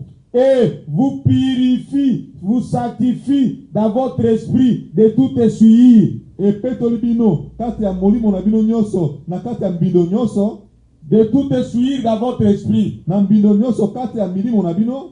Dans votre molimo. Na molimo na yo. C'est ça le sang de Jésus-Christ qui fait le travail de la sanctification. Yango na nde molimo ya Yesu Kristo ezali kosala nzela kopetolama. Et quand vous êtes purifié, mon frère, Petango yo petolami ndeko na mobali, vous êtes délivré de ces choses-là. okangolami na makambo wana. Les choses-là ne peuvent plus dominer sur vous. Makambo wana ekoki su kokonza bino kokonza yo te. Ces choses-là ne peuvent plus avoir d'effet sur vous. Makambo wana ekozala su na mosala te likolo na bino. C'est ça la sanctification Yango wana nde kopetolama qui se fait par la purification du sang de Jésus-Christ. oyo ezali kosalema na nzela ya kobulisama na nzela ya makila ya Yesu Kristo. Nous lisons 2 Thessaloniciens chapitre 2 verset 13. Tozali kotanga mibale ba Tesaloniko mokapo ya mibale Verset 13. kotanga zomi na misato. Pour nous, frères bien-aimés Pona biso bandeko mibali balingami du Seigneur, ya kolo, nous devons à votre sujet rendre continuellement grâce à Dieu. esengeli tozongisa na ntina na bino tozongisa matondi ntango nyonso epai na Nzambe. Suivez ce que la Bible dit. Tolanda oyo Biblia ezali koloba. Parce que Dieu vous a choisi dès le commencement pour le salut. Po ete Nzambe aponaki bino kuto ebandeli pona lobiko Par la sanctification de l'esprit na nzela ya kopetolama ya molimo et par la foi à la vérité. pe na nzela ya kondima kati na solo. La sanctification doit sanctifier et le corps de chair extérieur et votre esprit, c'est-à-dire vos pensées, vos raisonnements, doivent être sanctifiés par l'Esprit de Dieu. Kopetolama esengeli epetola nzoto na yo epetola molimo na yo na nzela ya molimo na Nzambe kolandana na makila na Yesu Kristo, En enlevant toutes les souillures de la pensée, des raisonnements et tout ça. na kolongolaka mbindo nyonso oyo ezali kati ya makanisi na kati ya mabanzo pe kolongola nyonso wana. Et le sang de Jésus-Christ Pe makila na Yesu Kristo a la puissance ezali na nguya plus que le sang des animaux. koleka makila ya banyama. Et car il vous purifie, Pe tango makila na Yesu Kristo epetoli yo, elle enlève de vous le désir du péché. ezali kolongola kati na yo posa ya masumu. Et vous êtes libre de ce péché-là. Pe okomi somi na tina na lisumu wana. C'est ça le sang de Jésus-Christ. Yango wana nde makila na Yesu Kristo. Nous allons lire ça dans Hébreux, chapitre 9, versets 11 à 15. Tokotanga yango na mokanda ya Ebelo, mokapo ya libwa, nzela mokia kotanga zomi na misato kino zomi na mitano. 11 à 15. Zomi na moko kino zomi na mitano. Mais Christ est venu comme souverain sacrificateur des biens à venir. Kasi Kristo ayaki lokola nganga nzambe mokonzi pona biloko ezali koya. Il a traversé le tabernacle plus grand et plus parfait. Akatisaki mongombo oyo ezalaki monene po ebongaki be, et qui n'est pas construit de mains d'hommes. pe oyo esalemi na maboko ya bato te, C'est-à-dire qu'il n'est pas de cette création. elingi loba ete ezali na ekelamu oyo te. 12. Et il est entré une fois pour toutes dans les lieux très saints. Zomi na mibale pe akotaki mbala moko mpona libela na esika mosantu mosantu, Non avec le sang de bouc akotaki kuna na makila ya bataba mibali te et de veau, to bana ngombe te, mais avec son propre sang, kasi na makila na ye moko penza, et a obtenu une rédemption éternelle. pe azwaki lisiko ya seko na seko. 13. Zomi na misato, Car si le sang de taureau et de bouc po ete soki makila ya bangombe ya mibali pe bataba mibali et la cendre d'une vache pe putulu ya ngombe moko ya mwasi répandue sur ceux qui sont souillés esopamaki likolo na baoyo bayisamaki mbindo, sanctifie et procure la pureté de la chair epetolaki pe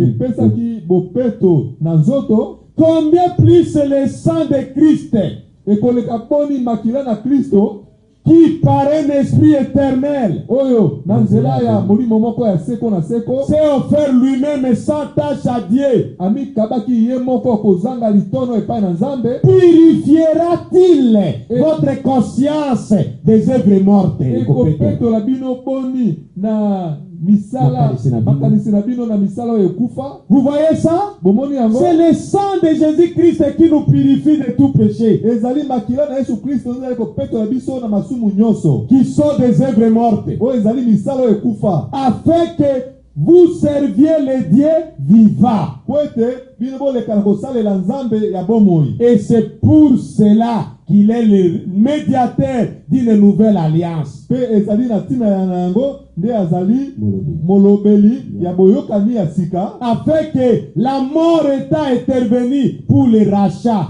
des transgressions commises, po ete kufa lokola ekotaki mpona kosikola mabungo esalemaki kosikola mabungo esalemaki sous la première alliance, na boyokani ya liboso. ceux qui ont été appelés reçoivent l'héritage éternel Baoyo babengamaki po ete bazwa libula ya seko na seko qui leur a été promis. oyo elakamaki mpona bango. Vous voyez ça? Bomoni yango, C'est le sang de Jésus-Christ ezali nde makila na Yesu Kristo qui nous purifie de tout péché. nde ezali kopetola biso na masumu nyonso. Et cela fait quoi? Pe makila na Yesu Kristo ezali kosala nini? C'est ça qui nous sanctifie. Makila wana ezali kobulisa biso. Quand il nous sanctifie, il nous délivre complètement de tout péché. Tango ezali kopetola biso, ezali kokangola biso penza na masumu nyonso. Et toute conscience du péché s'en va. Pe likanisi nyonso ya lisumu elongwe kati na biso. C'est-à-dire le désir du péché s'en va. Elingi koloba ete posa ya lisumu ekei. Vous ne pouvez pas dire que vous êtes pardonné, vous êtes sanctifié,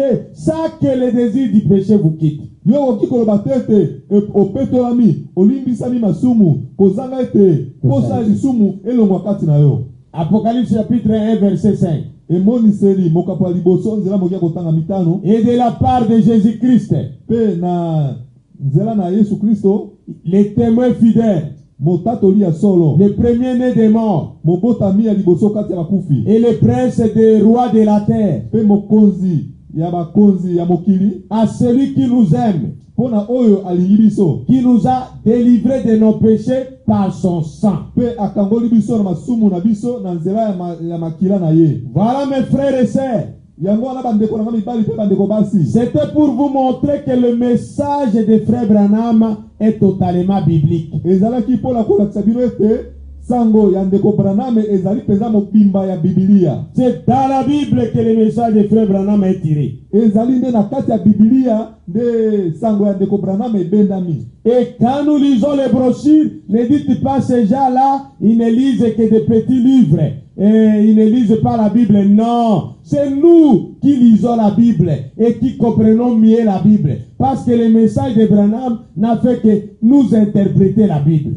Tango biso tozali kotanga ba brochure na biso esengeli bidolo batete bango bazali onaka kotanga ba buku ya mike esengeli batanga ka Bible te bongo te esengeli boye ba ete sango biso nde totanga ka Biblia koleka pe to sosola ka yango. C'est ça le message. Yango na nde sango. Je vais encore ajouter que la sanctification conformément à la Bible est 2 Corinthiens chapitre 7 verset 1 qui dit que la sanctification c'est la purification. La sanctification conformément à la Bible, c'est ça la purification de toutes les souillures de l'esprit et de la chair. Et conformément à 2 Corinthiens chapitre 7 verset 1. Nous lisons encore dans la Bible, dans le message de frère Branham, Hébreux chapitre 4.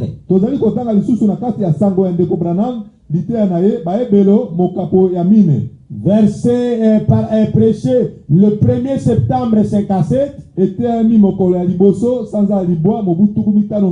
Paragraphe 203. La justification martelitaire, toujours une forme de religion. La sanctification, la martelitaire, John Wesley, le baptême du Saint-Esprit, la vie. La justification, c'est croire. La sanctification, c'est la purification. Le Saint-Esprit, c'est le remplissage, la vie. Pas dans l'âge de Luther, et l'avait sous une certaine forme. Pas dans l'âge de Wesley, et l'avait donc le Saint-Esprit la vie sous une certaine forme. Mais ceci, c'est l'âge dans lequel le Saint-Esprit lui-même vient.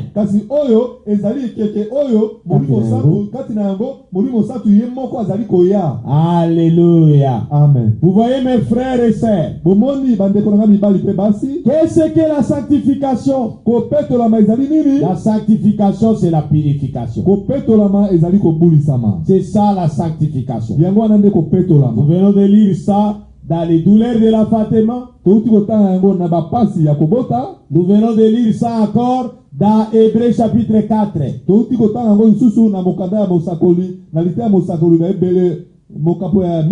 Et nous allons lire ça encore dans les choses qui sont à venir. Des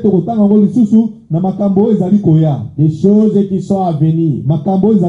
Pour montrer que la sanctification, c'est ça la purification. Nous allons lire dans les choses qui sont à venir, prêcher le 5 décembre 65. 5 décembre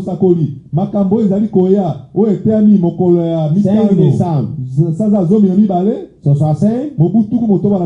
Paragraphe 63. Nous commençons au milieu. Mais et maintenant, c'est de cette manière que vous êtes venus. Par la justification, en croyant Dieu.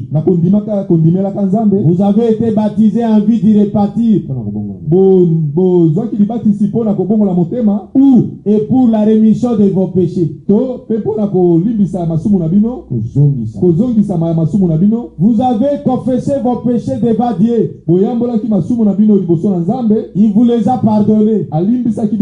Et vous avez été baptisés pour montrer que vous avez été Pe bino bobatisamaki mpona kolakisa ete bino bozalaki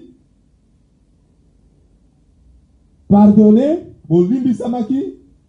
Vous avez confessé aux gens et montré au monde que vous croyez que Jésus-Christ est mort pour vous. Botatolaki liboso na bato pe liboso na mokili kolakisaka ete Yesu Kristo bozondima ete Yesu Kristo akufaki mpona bino. Il a pris votre place azwaki esika na bino et maintenant vous êtes à sa place à lui. pe sikoyo bino bozali na esika na ye. Il est devenu vous Ye akomaki bino pour que vous puissiez devenir lui. po ete bino bokoma ye. Ensuite, Na nsima la puissance de sanctification nguya ya kopetolama de Dieu a purifié votre vie. nguya ya kopetolama ya Nzambe epetoli Ebulisi. ebulisi bomoi na bino.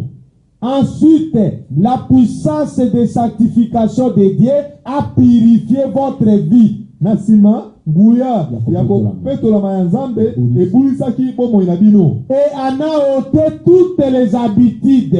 Pe elongolaki mimesano nyonso.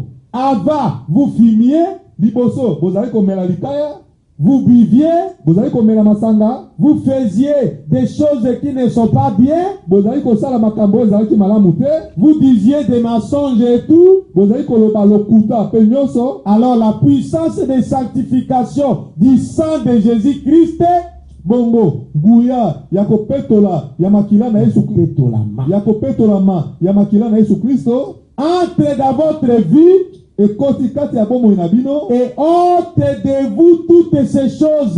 pe elongoli kati na bino makambo wana nyonso. S'il vous arrive de dire quelque chose qui n'est pas faux, vous vous dépêchez de dire, Soki ekomeli yo ete oloba likambo moko ezali mabe okokende mbangu na kolobaka ete s'il vous plaît,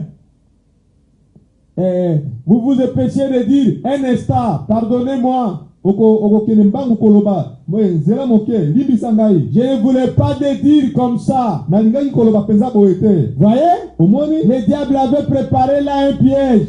Satana abongisaki wana motambo moko. Mais si vous êtes un vrai chrétien, Kasi soki ozali mo Kristo ya solo, vous avez la grâce qu'il y faut pour vous reprendre, pour m'y corriger. ozali na ngolu o ezali o ekoki Pour m'y corriger. po Pour m'y ete yo sembola. omisembola Dire, oloba j'ai tort. na kweisami. Oui. Iyo Et donc maintenant là, pe siko wana vous voyez, omoni quand nous sommes sanctifiés, tango topetolami c'est le sang de Jésus-Christ qui nous purifie de tout péché et qui nous sanctifie. ezali makila na Yesu Kristo nde ezali kopetola biso na masumu nyonso pe ezali kobulisa biso. Et ça fait quoi? Ça ôte de notre vie le péché. Pe makila na Yesu Kristo ezali kosala nini? Ezali kolongola kati na biso masumu. Le désir du péché s'en va de votre cœur. Kosala masumu elongwe kati ya motema na yo. Vous n'avez plus le désir du péché. Ozali susu na posa lisumu te kati na yo. Et quand vous commettez quelque chose de mal,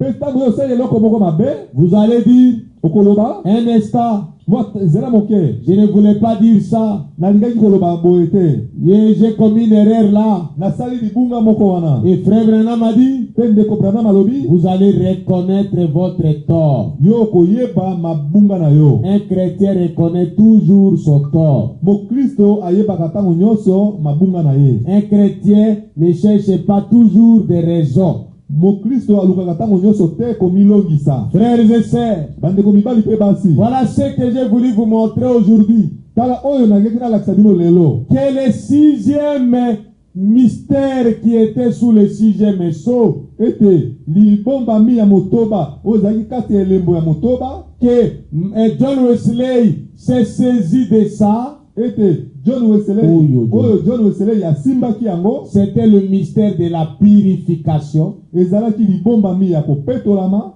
kobulisama. Et la purification marche avec la sanctification. Pe kobulisama ezali kotambola esika moko na kopetolama. Et ce mystère-là, c'était ça le message de John Wesley. Pe libombami wana nde ezalaki sango ya John Wesley. Et vous devez savoir ceci. Pe esengeli boyeba oyo À chaque moment que Dieu envoie un messager sur la terre, na tango nyonso oyo Nzambe atindaka motindami na ye na mokili, Si vous rejetez son message, un fléau doit tomber. Cela s'est passé avec Moïse en Israël, en Égypte. Quand Moïse est arrivé en Égypte, il a dit à Pharaon, laisse partir les enfants d'Israël dans la terre promise. Et Pharaon s'est entêté. Qu'est-ce qui est arrivé? Les fléaux sont tombés en Égypte. La peste a attaqué les gens. Les ulcères ont attaqué les hommes et les animaux. L'eau a été changée en vin. En sang, pardon. Jusqu'à ce que le dernier fléau de l'Égypte, c'était la mort de tous les premiers-nés.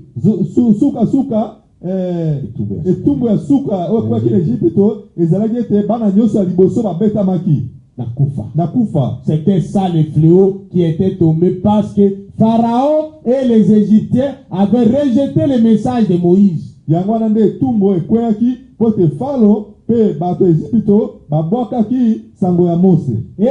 notre fléau est tombé en Israël à l'époque du prophète Élie.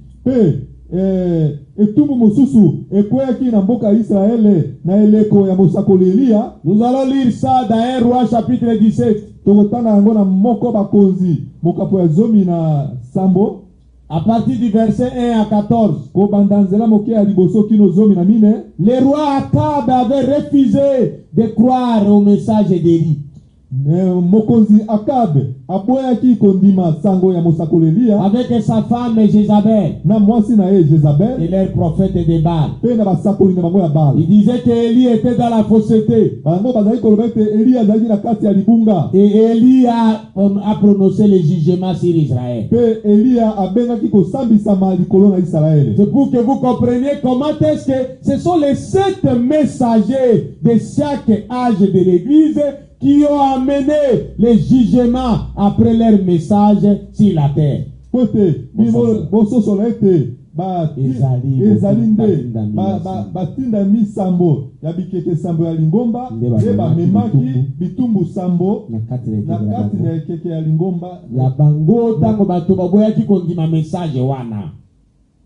Un Roi chapitre 17 verset 1. Élie le Tishbite. Élie le Tishbite. L'un des habitants de Galade dit à Akab, l'Éternel est vivant, le Dieu d'Israël, dont je suis le serviteur. Il n'y aura ces années ni rosée ni pluie, sinon à ma parole.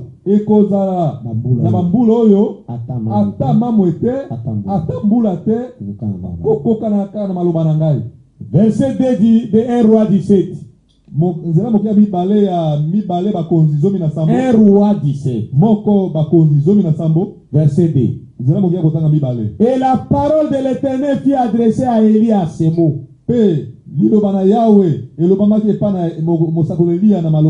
Pars d'ici, dirige-toi vers l'Orient et cache-toi près du Torah de Kérit,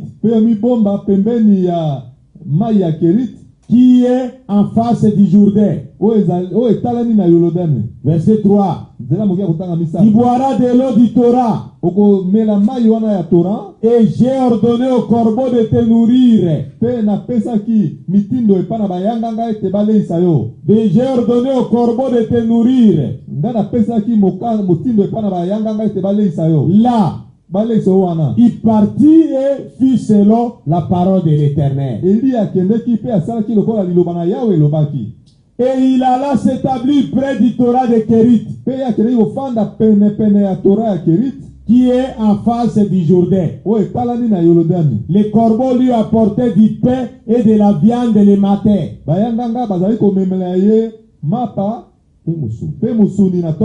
Et du pain et de la viande le soir. Et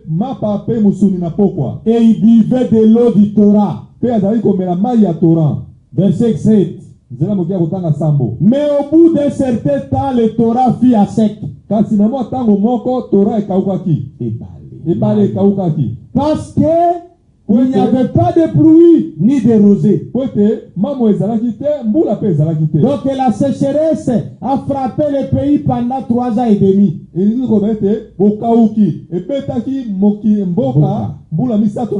Parce que seulement les gens ont refusé d'accepter le message des prophètes Élie.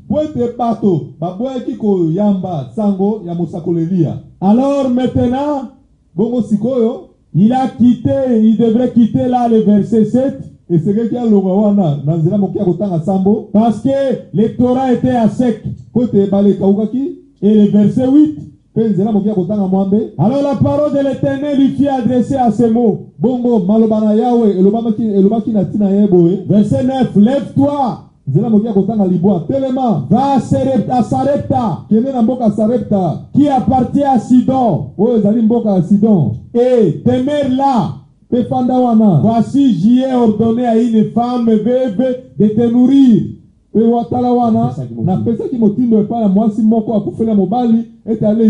Verset 10. Il s'éleva et il alla à Sarepta. Comme il arrivait à l'entrée de la ville, voici, il y avait là une femme veuve qui ramassait du bois. Il l'appela et dit, va me chercher, je te prie, un peu d'eau dans un vase, afin que je boive. Verset 11.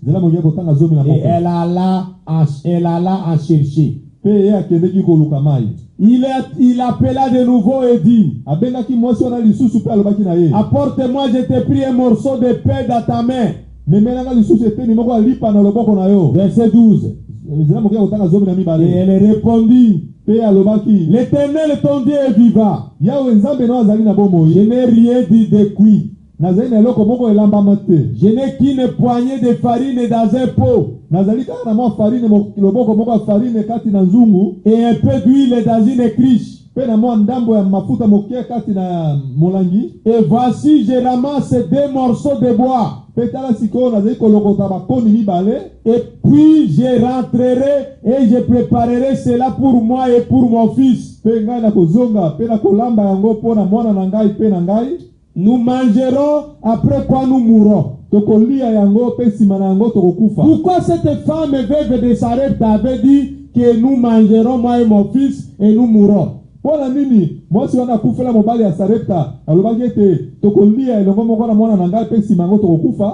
que les jugements temporaires que le prophète Élie avait prononcé en Israël, ça a frappé les environs. Kosambisama ya mwatango moke oyo mosakolelia asakolaki yango mpona Israele ekeleki mpe mpona mboka oyo ezalaki zinga Israele. Ça a fait 3 ans et demi sans rosée ni pluie. Esalaki mbula misato na ndambo kozanga mamwe mpe mbula. Or les plantes doivent être arrosées par la pluie, par la rosée, pour que les plantes puissent être en bonne santé et produire. Banzete mikona milona esengeli eleisama na mai pe na mamwe pote yango ekola ebota mbuma. Or s'il n'y a pas de rosée ni de pluie, les plantes vont mourir. Et quand la conséquence c'est quoi? Les gens n'auront pas de quoi manger. Zokande soki mbula ebeti te mamwe pe ezali te nzete pe ndenge ekola ekozala te ekosala ete banzete ekauka bato bakozwa su ndenge kolia te bato bakokufa. C'est-à-dire la famine suite à ce manque de pluie et de rosée pendant 3 ans et demi, la famine a frappé Israël et les environs d'Israël pendant 3 ans et demi.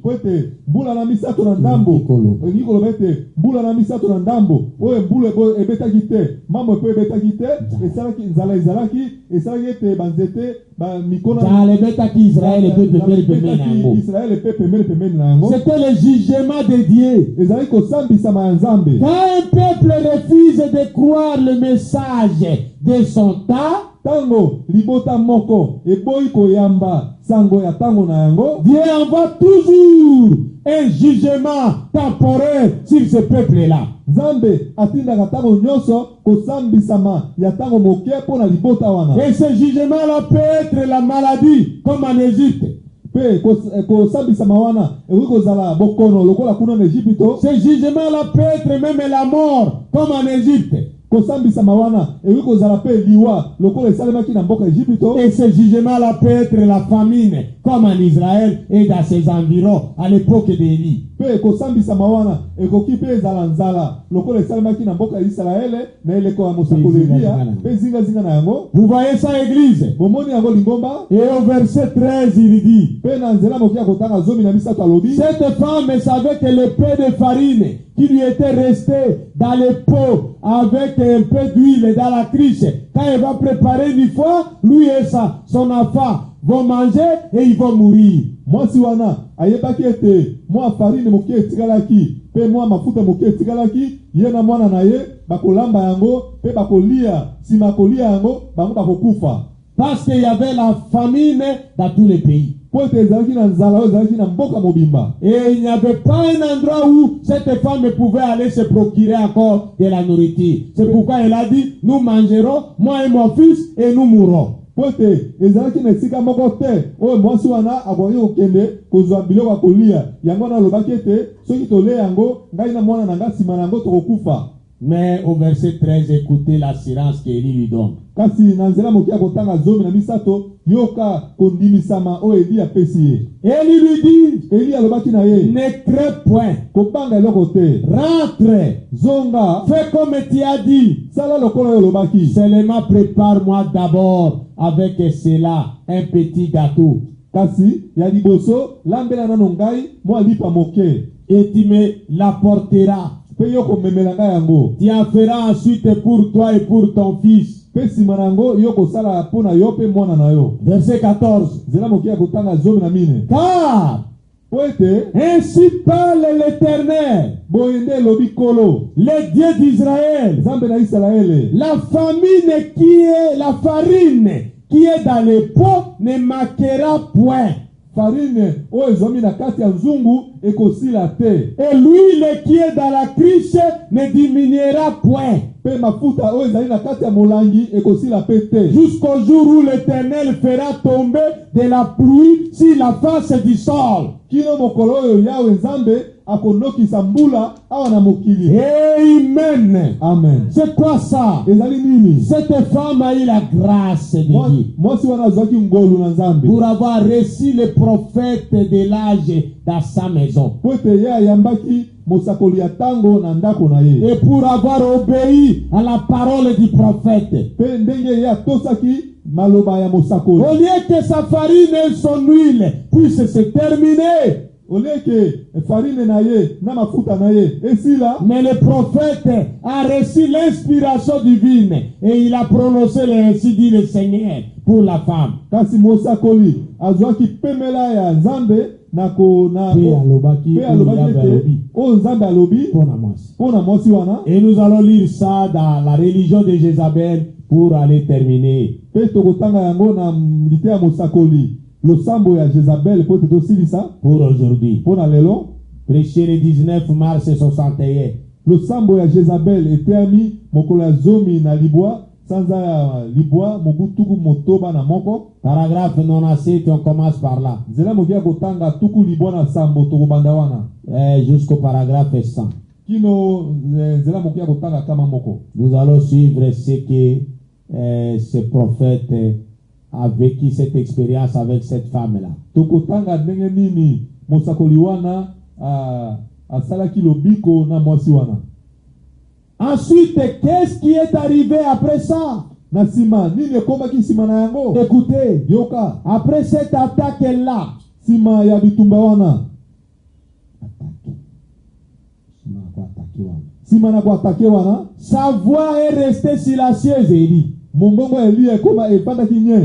Plus personne ne l'a attendu. Ata moto moko te ayokaki so Elia kosolola. Dieu l'a retiré de la scène. Nzambe alongolaki ye na mosala. Il a dit, Alobaki, Élie, Elia, tu as fait connaître ton message à tout Israël. yo lakisi sango na yo na Israele mobimba. C'est fait. Esalemi. Ils les connaissent. Bango bayebi yango. Maintenant, viens ici, Sikoyo yaka awa. dans le désert. Awa na esobe. Éloigne-toi d'eux. Pe yo kende mosika na bango. Sépare-toi d'eux. Kabona na bango. Parce que je vais faire quelque chose. Pote na lingisa na sala likambo moko. Je vais leur montrer ce qu'il en coûte de rejeter mon message. Na lingina la kisa bango. O esalaka soki bato baboyi sango na ngai. Ifuti nini ezali soki bato baboyi sango na ngai. Qu'est-ce qu'il y a eu? Eloko nini esalemaki? La guerre, Etumba, la famine, nzala, la disette bozanga. Vous voyez ça? Bomoni yango. Donc, quand vous rejetez le message de Dieu, à chaque âge, un fléau tombe sur vous. Tango yo boyi sango na Nzambe, tango moko na keke moko kanda na Nzambe ekwe likolo na bino. Et c'est ce qui est arrivé avec le prophète Élie. Yango nde komaki na mosakoli Elia Avec Israël. na Israele. Paragraphe 98, la religion de Jézabel. Zela mokia kotanga tukuli bwana mwambe losambo ya Isabelle. Ainsi dit le Saint-Esprit. Boende lobi molimo santu. Regardez bien ce qui va venir. Tala oye koya. Botala oye koya. Regardez bien ce qui va suivre. Botala oye kolanda. Il y a eu une famine. Ezalaki na nzala moko. Il y aura une famine aussi. Ekozala pe na nzala moko. Oh, peut-être pas de pain. Oh, tango mosusu nzala ya lipa te. Mais d'attendre la parole de Dieu et sa vérité. Kasi ya koyoka liloba na Nzambe pe solo na yango. Toutes les églises entretiennent des relations sociales. Mangomba nyoso bazali koyokana. Kosala kaka boyokani ya kati ya bato. Et elles continueront à s'enfoncer là-dedans.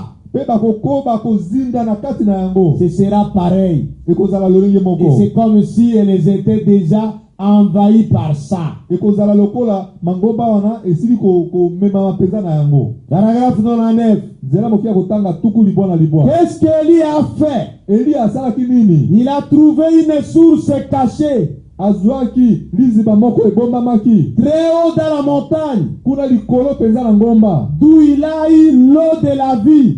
Kuna esika azwaki mai ya bomoi. Des révélations divines que Dieu lui a données. Alléluia. L'eau de la vie là qu'il avait au Torah de Kérite représentait les révélations divines que Dieu lui a données.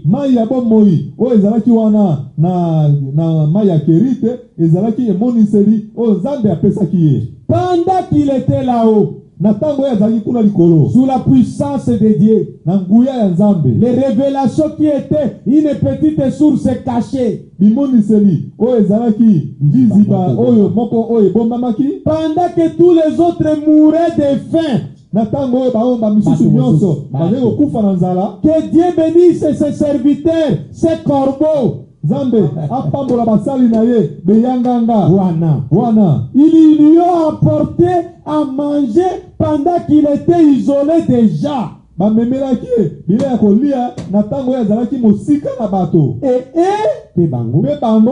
étaient là-bas, affamés d'avoir un réveil. Et avec tout ce qui se passait, on n'entend plus parler de ces réveils. Où est-il ce vieux grinché? Qui est toujours en train d'attaquer nos organisations? Où est-il maintenant? Il ne savait pas. Il s'était retiré avec Dieu dans un endroit isolé où il n'attendait plus sa voix. C'est là qu'ils ont commencé à voir. Comme ils ont rejeté son message, ils ont maintenant commencé à voir que ce que cet homme disait était la réalité.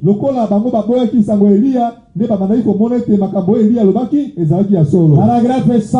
Quand Dieu envoie un message, c'est ce que je voulais que vous suiviez, qu'il le proclame aux gens. pe asakoli yango epai na bato, et que ceux-ci ne les reçoivent pas, pe bato oyo bayambi yango sango wana te, alors il retire son na serviteur bongo ye alongoli mosali na ye, et il envoie ses fléaux.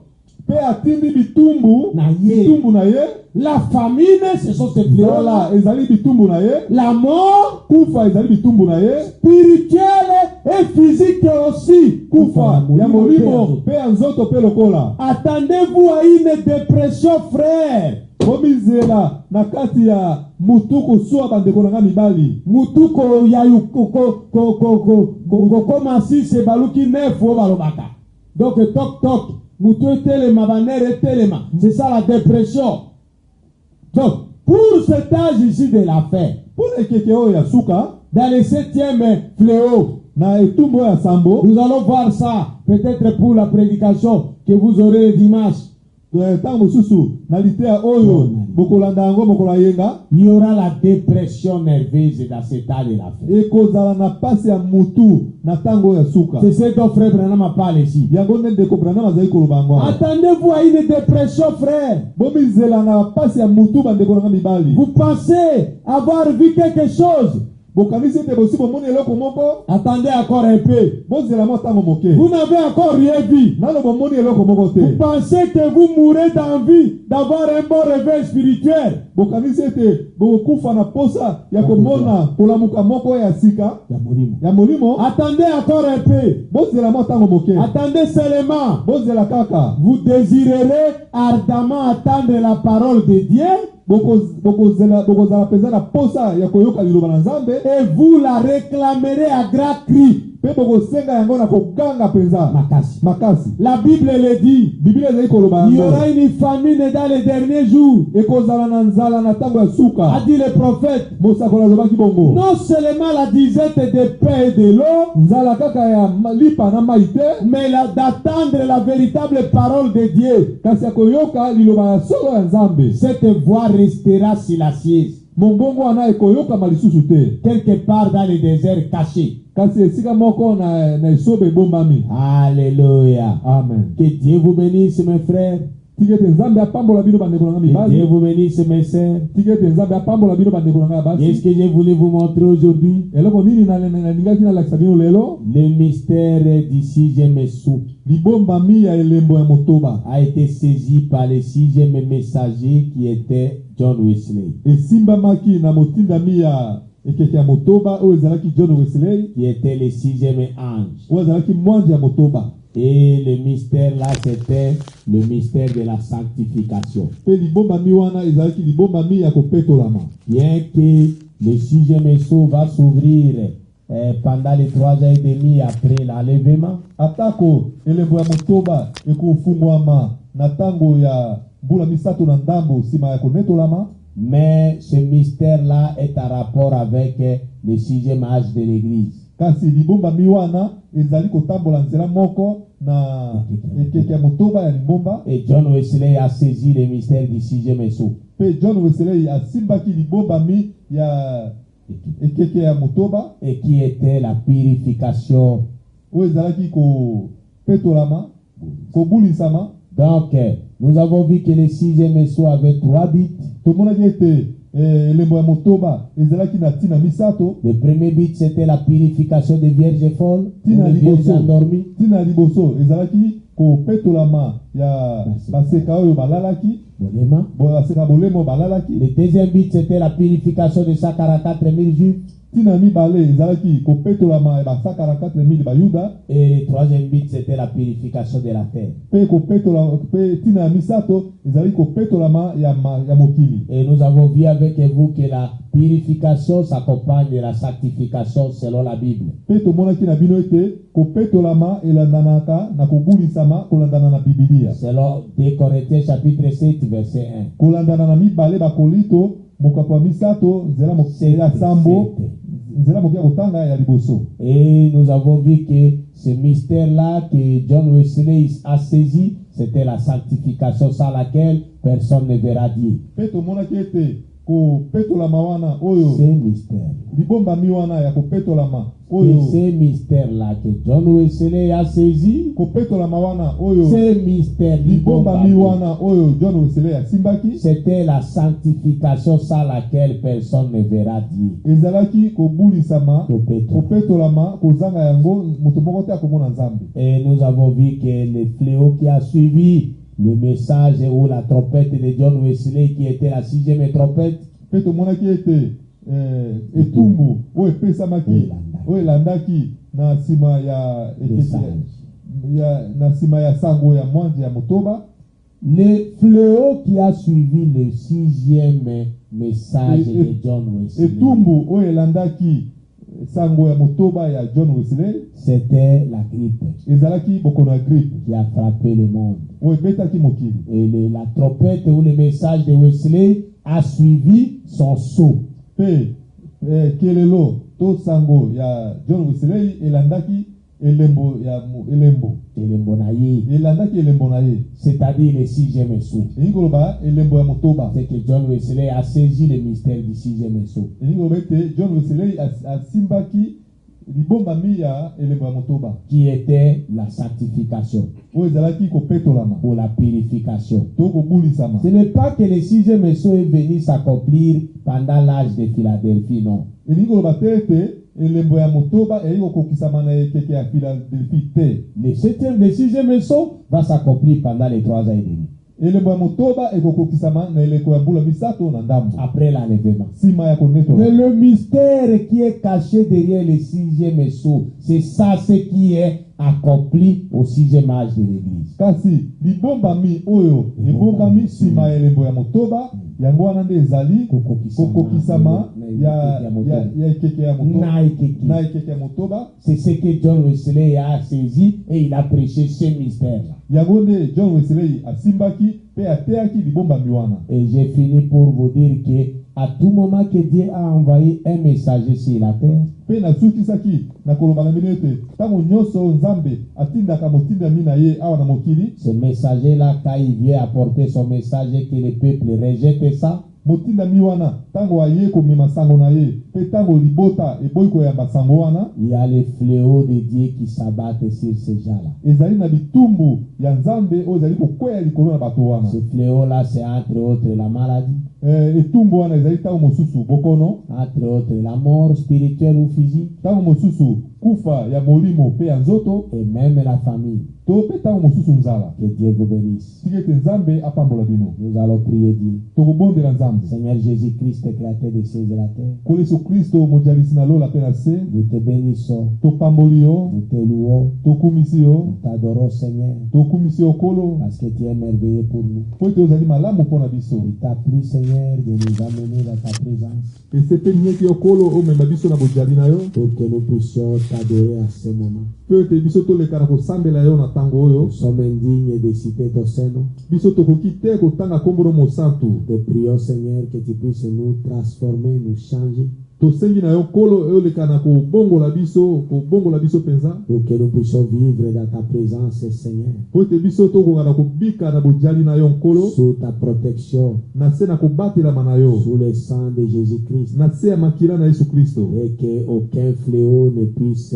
nous toucher. ete ata etumbu moko te koleka na kosimba biso. Car Élie était au Torah de Kérit pendant que les fléaux s'abattaient sur Israël, il était hors de ce fléau-là. Tango Elia azalaki kuna na Torah ya Kerite, azalaki libanda ya bitumbu wana. Tu n'as pas permis que Élie soit frappé de la faim. Yo pesaki ndingisa tete Elia abetama na nzala. Tu as envoyé les corbeaux le nourrir. Yo tindaki beyanganga baleisa ye. Parce que Élie était dans ta parole. Po ete Elia azalaki na kati ya liloba na Nous yo. comprenons par là, Seigneur Dieu, que les fléaux sont envoyés pour les gens qui ne croient pas le message de leur temps. Biso tososoli wana ete bitumbu ekweyaka likolo na bato oyo bayambi sango ya tango na bango te. Et nous sommes dans ce message, Seigneur. Pe biso tozali na kati ya sango oyo Nous Nkolo. croyons que cette parole du message est la vérité. Biso tondimi ete sango oyo ezali ya solo penza. Aide-nous, Seigneur, garde-nous de ces démons de coronavirus Sunga biso, batela biso na molimo mabe oyo ya coronavirus. et de tous les autres fléaux qui attendent ce monde incrédule. pe bitumbu mususu nyonso ezali kozela mokili oyo ezali kondima. Protège-nous de ça, Seigneur. Batela biso na yango kolo. Garde chacun de tes enfants sous le sang de Jésus-Christ. Batela moko na bana na yo na se na makila na Yesu Kristo. Nous te le demandons pour ta gloire. Tosenge yo pona kembo na yo. Au nom du Seigneur Jésus-Christ. Na kombo na kolo Yesu Kristo. Notre Dieu bien-aimé. Nzambe na biso molingami. Amen. oyaki na bomoi na ngai lokola pate na nzambe ondimi soni Meka ya motuya mbeka ya motuya ondima soni mpona ngai isiko Yesu emonani epesami Yesu lisiko esami yaka yaka olo pate olingo ya motema na ngai pelisekwa na yo kufa mpe lisekwa na yo ekulusu pate pelisekwa na yo ezala ndanga elaka ya kondi boyo kolo